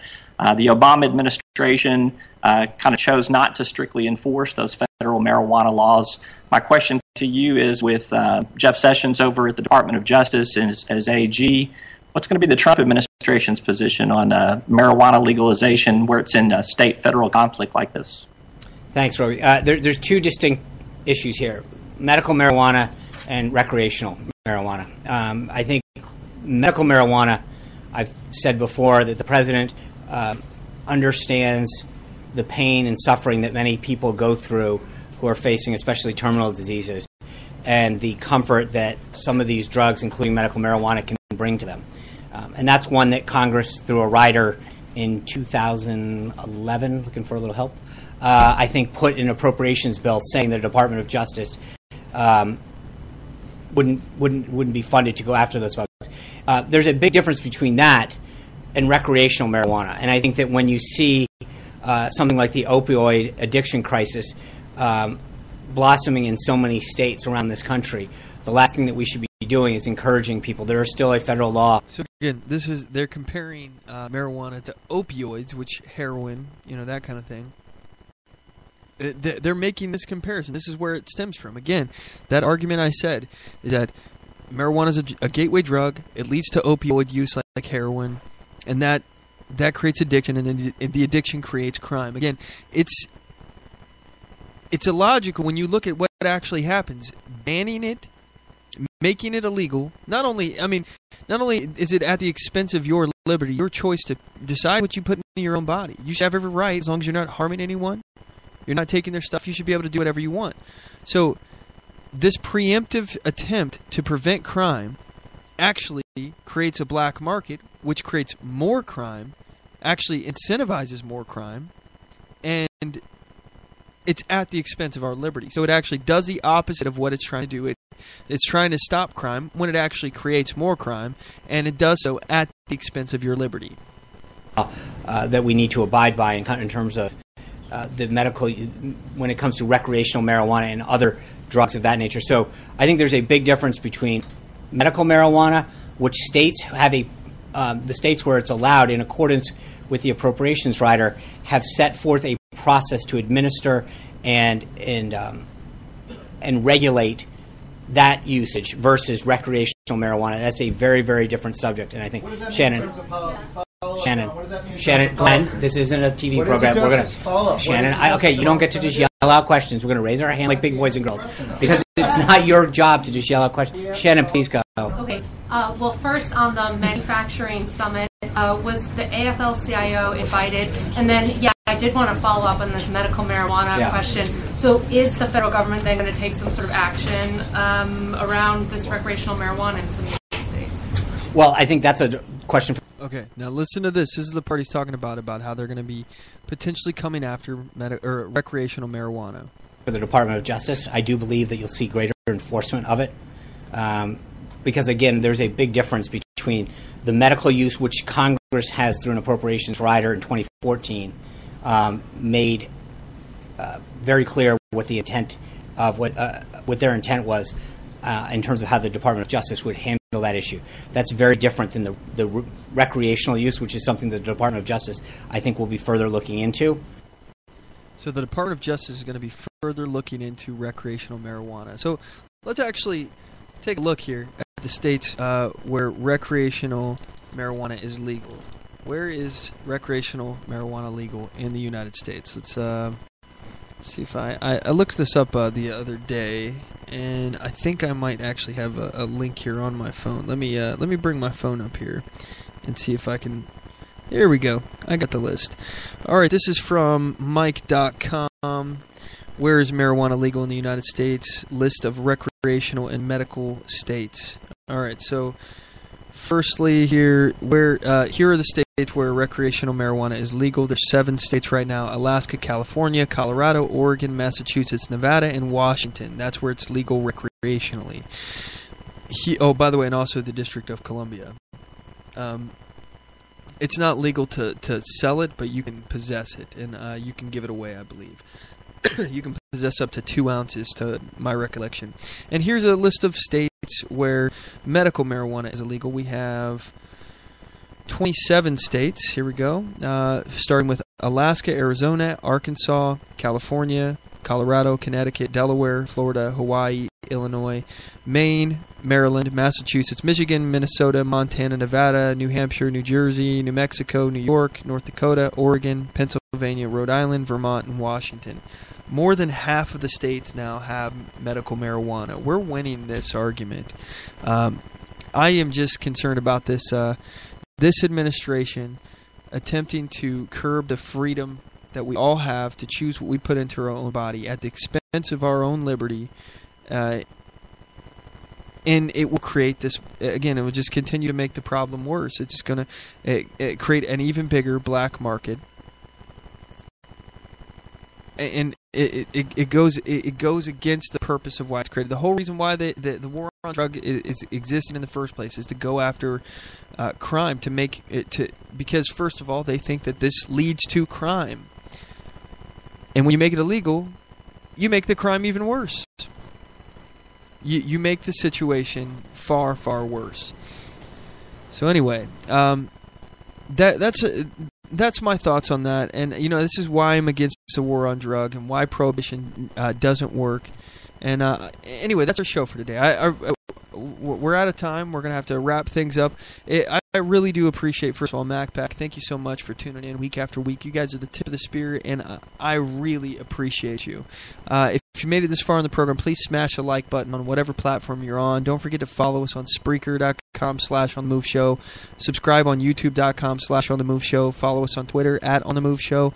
Like us on Facebook.com/OnTheMoveShow. Don't forget to check out our website, OnTheMoveShow.com. Click the shop link. Purchase some of our products on there. I would certainly appreciate it. And in fact, next week, I think I'm going to go ahead and actually remove, as a show of solidarity to my Republican friends, until Donald Trump has done anything at all to go against the Constitution, or if he does more things that are bad, and I really start opposing him. In the meantime, I think next week I'm going to take down our #NeverTrump shirt, because that movement is basically over now. And he is our president. I accept him as a legitimate president of the United States. So I think I'm going to take that down. So if you are interested in getting that shirt, if you like that, if you were never Trump, and you want that shirt, please feel free to go there. If you disagree with it, whatever, you don't have to go buy it. But if it's going to be taken down probably by next week. So I would highly recommend, if you want it, the time is now to go get it. So that's On The Move Show. Click the shop link. We got a lot of other products for sale on there. So if you like open carry, we got an I Heart Open Carry shirt. We got a Bear Arms t-shirt. We got a Be Libertarian shirt. Lots of original designs there. Feel free to check it out. We also got a gear store on there. So On The Move Show, click the shop link. Lots of stuff for you to check out. Your purchases will make the program bigger and better, and I certainly appreciate you. Thank you so much for your support. Don't forget to tune in next week. We got a big show planned for you. I hope you guys enjoyed today's show. Anyway, that's our show. As always, know your rights, assert your rights, and get on the move.